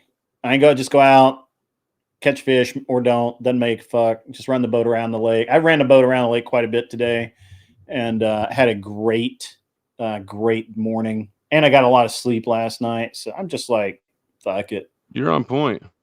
Yeah, it's good. It's good. I was like, did I miss a comment? So now she is calling into question that you saw. That you saw. She doesn't want to do that. Flirt with what's his name? Bring back Kel and her hot blonde friend. Wow. Okay. Yeah. Where did you find them? I told you she can't. So Kel came on. She's a lefty. I send out. So one of the things about my debate show is I try and get as many lefties here as I can. Do I count as where am I? Do I count as a lefty? You're like, not really. Yeah. But so anyway, I had a friend of mine, Admiral Gibbs, right? And he was like, hey, can you he was like, hey, I've got this girl, Kel, that I'm kind of training up to be a debate person. She's got a lot of energy, and because he's always trying to get, he's trying to build like a debate network of people that can go back and forth on it. So he, I'm like, yeah, sure, send her over, man. We'll put her up. And she did well in the debate. She is high energy, and kind of and really sarcastic and just got that. Well, you saw her personality. Yeah, right? I could pick up the energy. I couldn't really hear what she was saying so much, but you could pick up the energy regardless. Yeah, it's got a lot of energy, and she's sarcastic and all that. So, so she came on and won, and then she's like, hey, I had such a great time. Let me know if there's anything else going on. I'm trying to build my channel. I think she was on she's on Twitch a lot, but she's not doing like great or whatever. And so I was like, okay, that's cool. And I don't know how I sent her the link. I think I just I thought I clicked your name and I clicked hers instead, but it was a Freudian slip. Your subconscious was trying to. Yeah, that's what it was. And no, it's because I wasn't paying attention. But you were thinking about me she's a lot of fun. Her. She's in California, I think, and so I'm trying to get her on whatever. I sent Brian a message and said, hey, man, I think I've got somebody that'd be really good on your show, because she's kind of like center left. Like she's not full lefty, but she made a joke. So we were in the debate on the debate night, in between debates, we're all talking about random stuff, and she said something about her partner, and immediately somebody said, partner, are you gay? And she's like, yeah, my girlfriend's in the next room. Oh, is that her girlfriend driving? No. And so she actually had us all convinced for like 2 hours that she had a girlfriend, but now she actually has a boyfriend, I think. But it was funny because she just kind of ran with that like assumption, right? It was very funny. Kitty, I've been married too long to simp. So that's funny. But not long enough to learn how to apologize, I see, which is strange. I didn't do anything worth apologizing for. Apologies are apologies are social lubricant. You can just sprinkle that shit around. It doesn't matter. Yeah. Okay. Like pleases and thank yous. If it just makes the situation go easier, then who cares? Sure. No, you I'm can't actually handle almost that, can an you? hour over time. Mainly you and because Imperious need a support group for that. We're almost an hour over time because of the drama crowd. Let's thank everyone Let's get L's in the chat for our wonderful drama queens tonight. First, we have Imperious. Imperious, take that L. You're my bitch, and you'll remain my bitch until the day you die. Take the whole L. The whole L. Down deep, your throat. Wide. L's for Imperious. L's for Jess White. Jess White came in starting shit right out of the gate. She could have DM'd me like a normal fucking human being, but no. She had to be a bitch and show up and act like a bitch. That was so kind big, of a ratchet intro. big L's. Big L's. Unlike her breast. Socket set. She needs. Hold on a second. When you're the L's she took are bigger than her tits, and that's she gets the ratchet. ratchet. That's what it is. And finally, the L of all L's. Are we not men? No, actually, that's We Are Not Men. We Are Not Men is the gayest human on the planet. RuPaul looks up to We Are Not Men's ability to be gay. So you're saying he's going to take all those L's and bundle them together and just insert them that way? He put the L in anal, folks. All right. $5 comes in from Wicked Wally.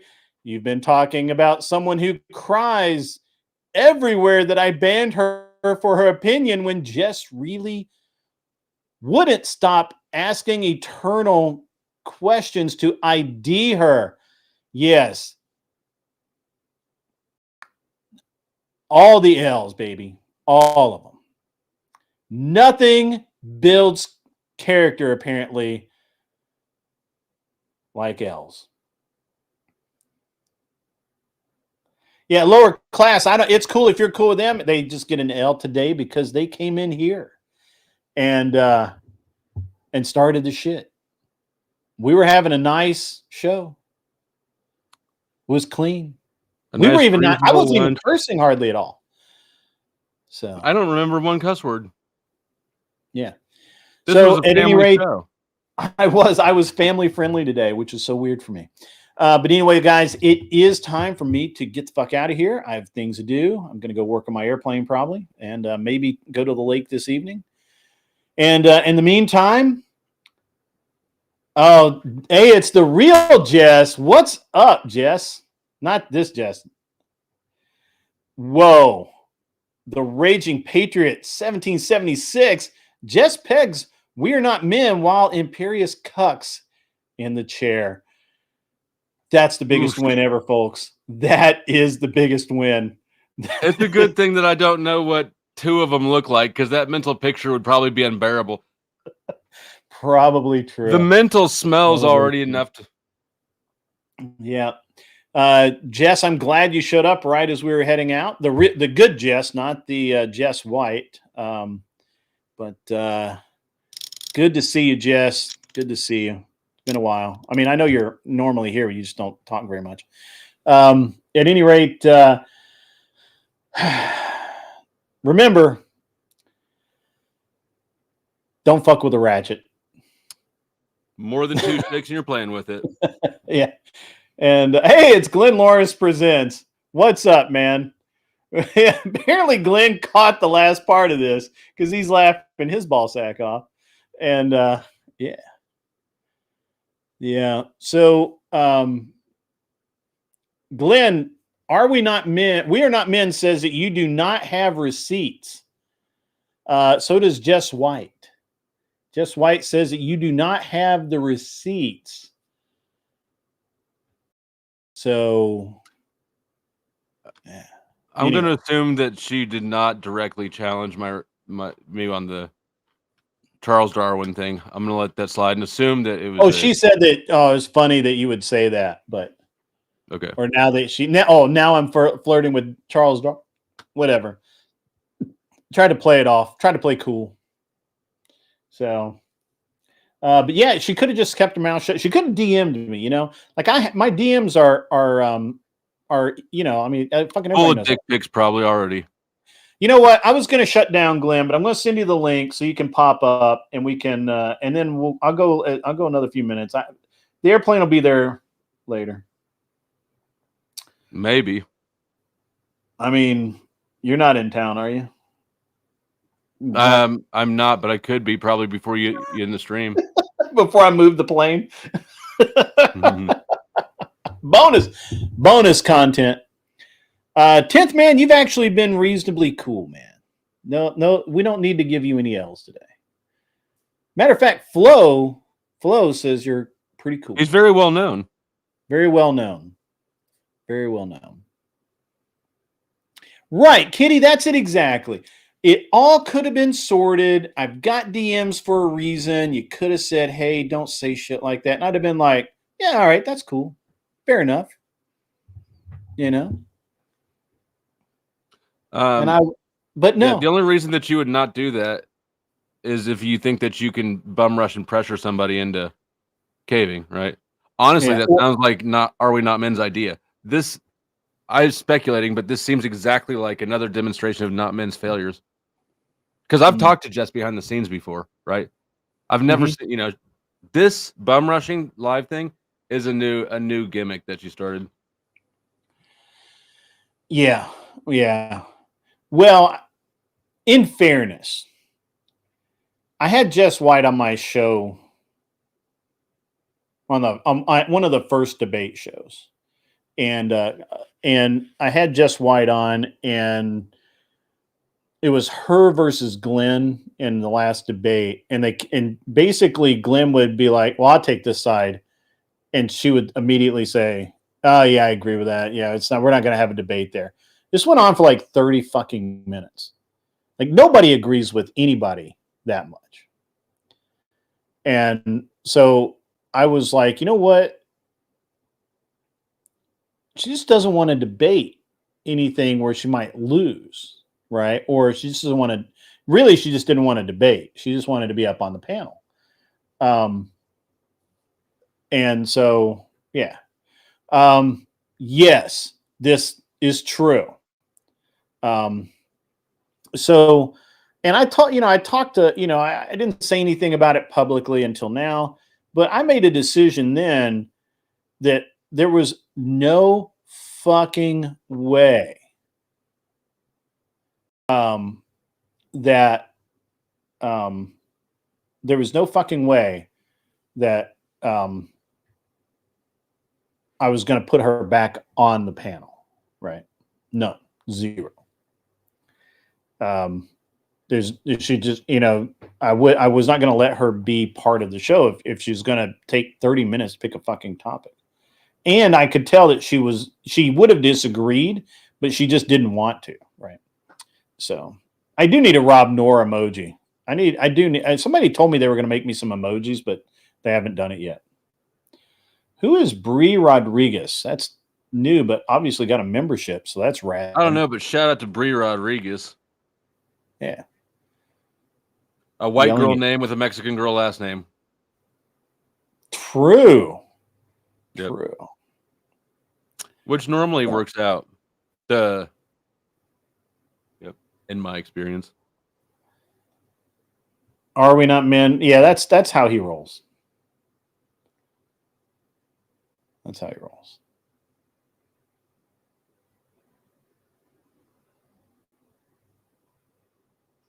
Hey, it's Duck's Y. We were just talking about you, Duck. Bree is amazing. I like a little Bree one. Someone says she's a lovely lass. Lovely lass. That's Kitty. Kitty said that. Brie cheese. I have Brie cheese, but I don't have Brie. She makes you sandwiches and burritos. That's dope. Nice. That's nice. Cool. Glenn, are you coming up, buddy? Where you at? I dropped you the link. I can't, there's technical issues, I guess. You and Glenn, when are you gonna go get tatted up with Glenn? Never. You get some knuckle tattoos? No. Get like a big throat tattoo? No. Look a hell of a lot cooler. I don't need to look any cooler than I am. The world isn't ready for how cool I am. You know what? At this moment. You're goddamn right. I bet everybody at that convention was thinking the same thing.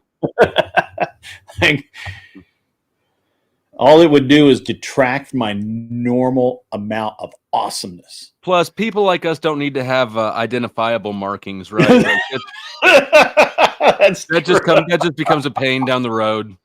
Yeah, especially you. Yeah, especially me. But maybe even more you because you haven't been caught yet. I haven't been caught yet. Emphasis on the yet. We know how crooked that we're gonna get a commercial TTS out of glass this. industry Bree, gets. hold on. Bree, listen to the Rodriguez TTS. donated $19.99. Super chat. Relatively new to your channel. Saluting face emoji. I used the English lady voice for the TTS. You can't hear it because you're not on YouTube. I can't. My girlfriend has, for her GPS thing, she changed it to the Indian person voice. They go right at the light, you know, like that. It's just every time I hear it, it trips me out. I'm like, is it in your car? Huh? In Is the it car, like yeah. The one in your car or the one on your phone? It comes through the car speakers. I don't know which one it's on. But $5 from effing Epic for taking out the garbage. That's right. Every now and again, you got to just be a man and take out the garbage. Yeah. I got to change my name. How about that? I've been your Shave mom's house my for long head enough. and tattoo flames on it. No. Look, my bunk was right by the blind spot. I spent a lot of time watching tattoos get plucked out with a sharpened paper clip, and some filed down pencil lead mixed with water. You could be my first tattoo, Grid. No.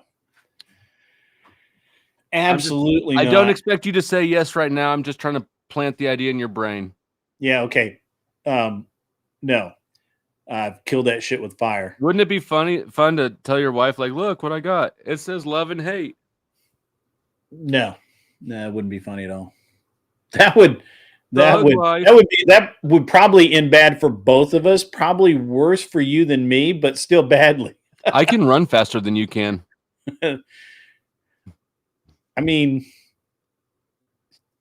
I can drive better than your wife can.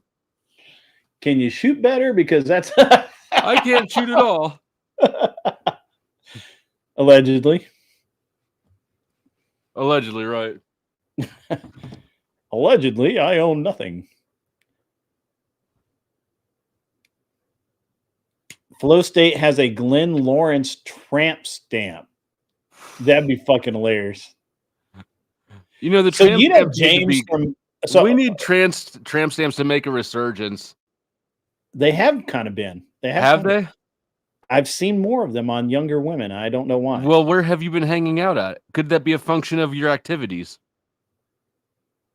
I mean, it's just downtown. You degenerate.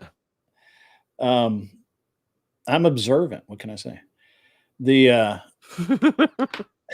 I also look at hot girls' asses when they walk by. I'm a dude. No, you can have a tramp stamp and a landing strip. I was going to say something, then you.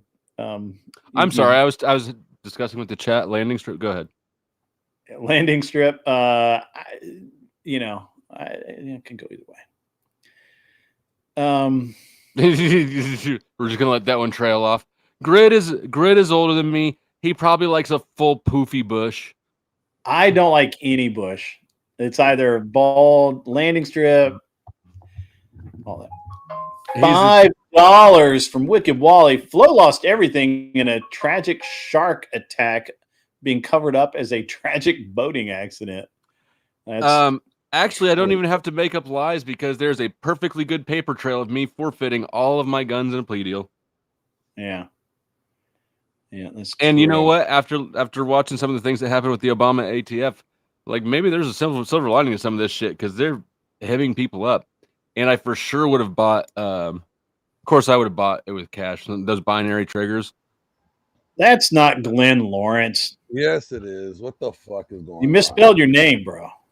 I'm like half awake. No, I What's didn't. with your caps? Your lettering is retarded. Actually, Well, that's all it is. I'm like half awake. What's going on? So he's half retarded, half awake. I've been half retarded since birth, but now you just complaining about it. So Jess White rolled on up into my stream today, bro. She rolled deep. She had We Are Not Men with her. Okay. And so she said that I've been talking shit, and I said I had. I said that I don't go to her show because it's boring. Well, about it. And then We Are Not Men showed up. We Are Not Men did Are We Not Men shit. Grid ain't fucking around with these losers today. and so first of all, Imperious, as we should, Imperious will forever now known be as Limp Imperious, because he's my bitch for now and ever. But anyway, so, you should make him get that as a tramp stamp. Limp. You should make him. I'll give him. He could be my first tattoo. I'll pluck a tramp stamp on that bitch. You don't want it to say Grid 1. We'll make it say Are We Not Men. We'll make it say Are We Not Men. So then We Are Not Men was here, and I was telling giving a little bit of history to Flo, who's been unaware of this. And of course, We Are Not Men is like, oh, you didn't do that. I'm like, no, I got the receipts. I sent the complete copy of your little discussion that you deleted later to Glenn Lawrence. And he doesn't know this. If he's listening, he should run and fucking hide, because I also sent it to Mr. E. Mr. Enigmatic. So I'm sure that Mr. E's forgotten about this because he's busy. So don't make me fucking remind him. But anyway. I remember you screenshotted all of it to me. I sent it to you, I sent it to Mr. E. He apparently doesn't believe me. So he was in here, oh, liar, liar. And I'm like, no, I got it. And then Jess White came back in and was like, oh, all about his drama and all that stuff. And I'm like, don't talk to me about drama. You're the one that rolled up in here. And then she kind of was being a little bit of a bitch. And so I reminded her that, or I told Flo, I'm like, how do we even listen to her? She's not trad. And she's had BSR send her dick pics. And then she tried to play it off like, I'm a female on the internet. Everybody sends me dick pics. And I'm like, that's not true. And fairness, that's in her dick pics. I'm just kidding. And it is your turn. And so I said, well, no, I'm pretty sure that there's receipts out there where you asked BSR to send dick pics, and actually was trying to, was thinking about moving to the U.S. to be around BSR because the dude you live with, by the way, who's not the father of her children, the dude you live with was going to throw your ass out. Huh? No, I learned something new today. Yeah. I understand that is the father of her children. Oh, it is? Yeah. Oh, I'm sorry. I thought the dude that she's living with is not the father of her children. No. And this is how a rumor started. Yeah. I could be wrong. I've been wrong before. I'll admit when I'm wrong. But will you apologize for it? Not for that. I would have been disappointed if you'd said yes. Well, I don't want to disappoint you, Flo. No, you don't. You really don't. Well, anyway, so anyway, that's been and there's another half hour worth of shit to go with that, but I've kind of caught you up. So, but what receipts am I supposedly lying about that? No, she said that I said I probably know somebody who has receipts of all this because I was consulted in some manner about it. That's why I know about it. And she said, no, there's no receipts. Didn't happen. You're making this shit up. And I'm like, no, I don't make shit up. And I might be mistaken. Let me just say this. Somehow, my name is brought up in an Australian fucking police report for an alleged DV case. Better not go to Australia. I haven't gone to Australia. It was just my name was brought up as a witness of some sort. Yeah, that's drama. Yeah, I'm telling you. Yeah, so this is not a road Just White needs to go down. Also, Wicked Wally says 6-ish months ago she was not living with the baby daddy anymore, as far as he remembers. Sounds like she might have been living with Glenn Lawrence 6 months ago. The fuck? According to a police report in fucking Walla Walla, fucking Australia. No. You didn't put a shrimp on that, Barbie? I was. At any rate, again, I didn't pick this fight. I was having a great afternoon hanging out with my buddy Flo.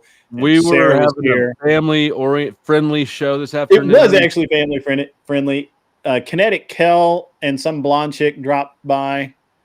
We were having a great time. And then these perverts had to show up. I'm the pervert.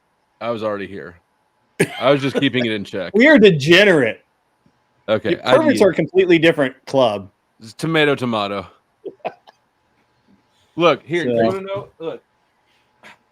You got to see this book I just got. Anomancy, a treatise on the reading of the folds and wrinkles of the anus. Wait, what? Kitty? Hold on. They made Grumple end his, I'm assuming, stream this morning and made a lady cry that was on it. That sounds like Are We Not? We Are Not Men. 100% sounds like it. How fast can you burn bridges? Yeah. Grumple's like the nicest dude. I don't even understand what's the point in even like giving like retards any oxygen. Well, that's and that's because what it's illegal to deprive them of it. We were just talking about that. Is it though? They came because here. It's like playing with your food, honestly. Yeah. My food doesn't stay on my plate long enough to play with it. That's true. I've seen that in person. That's Flo. Or that's Grid. I think my breakfast was gone before Grid. Shazzy? Picked up the fork. Wait, hold on. They went after Shazzy? Shazzy's like the nicest person. To me. She's nice until she's not, and then she gets crazy. So it's at pretty any rate, easy to make Shaz. I've made Shazzy cry. She cries real easy. Yeah. So here's the thing. Again, not all of this was irrelevant to me until Jess brought it into my fucking show. So again, nothing but L's for Jess White. Well, I mean, women are chaotic. Yeah. We're Not Men. Put the L in anal. And don't give them that much credit. Okay, the anal put the anal put the L in We Are Not Men. That works. Yeah. Anyway, Lower class, I would say she's not a problem. So the backstory is she was always real cool with me and with Easy when we were friends, and then we had a falling out, and she chose a side and involved herself, and so we've had some tension since then.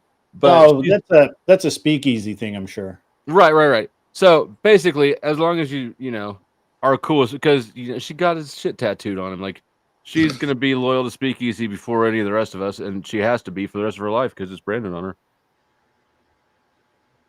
Yeah. What's up, Beth Mayhew? Themselves, that's on them. That's cool. But no, if you're on good terms with her, she is very nice. She does cry easy though. Bree Rodriguez, is this just a panelverse thing or a woman thing? No, it's a specific group of people. Unfortunately, it's a specific group of people on the panelverse that literally, they're just weird.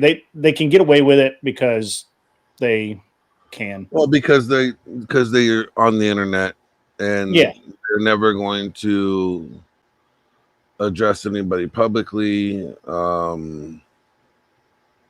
Yeah.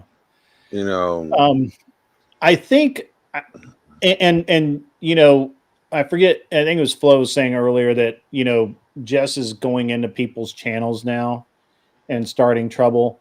And you think it's We Are Not Men's influence, but I think so. This She is did it in Glenn's chat. yeah, that wasn't my chat. I mean, I really don't care. Like, I am here to do something else. I'm not gonna pay attention to stupid people. Yeah. Well, Glenn, did you see my book? Would you like to explore the folds and wrinkles of the anus sometime? No. With you? No. No, not my anus, or not with, like, I don't know. Bring your own buddy. Butt tea? I've already got an anus partner. I'm glad you do. I hope they explore it well with you. So no, you're not. You got to bring your own partner, Glenn. I don't supply the partners, the anus partners, just the book. Oh, I got a $1 cash app from Are We Not Men right now. Tell him to send more. He doesn't. He wants you to burn those receipts with FAFO. What? Fuck around, find out. Who's that? Is that for you or for all of us? Well, he sent it to me apparently. Yeah, he didn't send me $1. I'll put my Cash App in the chat, and if it applies to me as well, go ahead and send me $1 so that I know to be scared. Like, fuck around, find out what. Yeah. What you gonna do, guy? Like, what? I don't even fucking like give any of these people oxygen. I don't even talk about them. Well, I'm trying to get to that, Glenn. I'm trying to dig down on that, Glenn, just a little bit. So the thing is that, so like Andrew does the TikTok invasions and all of that, and they kind of We're Not Men is trying to play off of that, right? And he's trying to invade or come in to other channels, chats, start drama, and do a little bit of drama farming for content and clips and shit like that. Literally every single time I would comment, he would say clipped. Like, who gives a fuck, dumbass? You're an idiot. It's at any rate, who cares? I would block him completely, but he has like 10 million fucking aliases. Yeah. The funny thing is that just like everyone else, We Are Not Men will turn on Jess at some point. Guaranteed. That's we have a Cash App, so go ahead. We Are Not Men. Go ahead and send contribute him $5.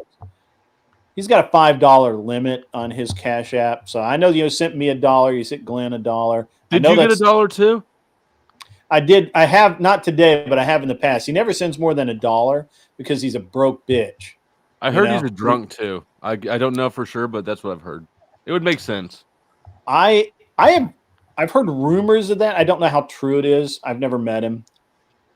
So, like, there are much more important things to deal with in life than. But Glenn, sometimes you just have to stop and smell the roses and play with your food and just enjoy your day. Well, yeah, sometimes they come into your area and then they have to be smacked back down.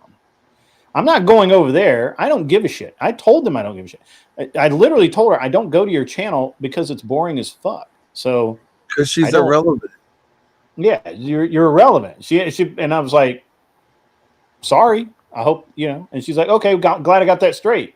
And then starts talking shit. So, but it's fine. But like right now, talking about them is making them relevant.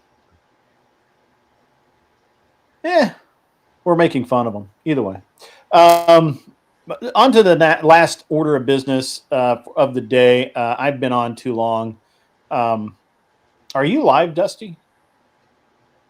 No. Okay. Is anybody fucking live? Chaotic Truth is live. Ooh, Bash Brawlers.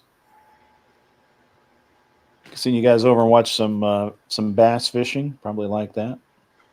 Nobody likes watching bass fishing. It's as bad as golf. No, it's worse than golf. That's why I. So, Glenn, what have you been up to, man? I've been waiting to get get the video from Gia. I was actually talking about it earlier. So, what I've been doing, I've just been knocking out some interviews. I just did a good interview. A good interview from a guy talking about how he overcame porn addiction. Oh yeah, you told me you were going to do that. How'd it go? It was a good one. It's out there now. There's clips about it. I have another interview Wednesday. Because I'm not just one of those fuck around, be bored, and have nothing to talk about shows. I actually try to provide actionable advice. Shots fired. Shots fired. No, I'm not talking about. I agree. I agree with that. I like your show. I like your show. It's now, is this a pre-recorded show or did you? No, do this that one live? was live. I did this live. I did a live show for Friday with a guy named Tim. There's clips out about it now. Pretty good stuff. And then I reviewed the other day Pastor Joel Webbin's show on why men and women are out of the dating. No, Wally, the interview does not reach a climax. And then yesterday I was on with Father Joseph, who is a Orthodox father, and I was just asking him a bunch of questions. Why are your internet representatives so obnoxious? Seriously. I joke, Ortho bros, chill out. Well, God, they're freaking out down there. So I mean, I don't have time to deal with fucking former employees and their new muse. That was a very diplomatic way to say all of that. Good I job. zoned out. It was too diplomatic. It completely lost my interest. 1 out of 10. Too boring. Would not recommend. Oh man, that's funny. Funny. What? You got to climax more often. You got to climax every time you talk. There needs to be 6 months ago. I would find this to be like worth getting all upset and raging about, but nobody's getting upset and raging. Oh, I would have. I'd be like, who the fuck is talking about me now? Say it to my face. Bro, I'm way too relaxed today for that shit. Now I'm just like, get your Valium refilled or something. Quaaludes. Oh yeah, you don't do drugs. Ludes, dude. Call the Ludes, dude. After watching somebody like pass away, like you just kind of put things in perspective and you go, you know what? This fucktard's not even worth it. I'm just gonna, you know what I'm saying? It kind of changes you. I think that you're looking at this in the wrong perspective. This is like, Sudoku is fun, like to do if you're taking a shit or something. They're Only like if you know how to fucking count. Okay, I don't know. Tetris, or that's probably too Jimmy. Okay, Tetris. I like Tetris. Snake, or the worm thing, on your calculator. But Snake is way better than this. I have not gotten $1 from Are We Not Men, so he's either broke or I'm off the hook. He's a brokey. $5 comes in from Wicked Wally, who is not a brokey. The addiction is real. Grid been trying to get off for 30 minutes now, and the stream's still going. That's a lot of double entendre there. I'm a gentleman, and I always get off first. That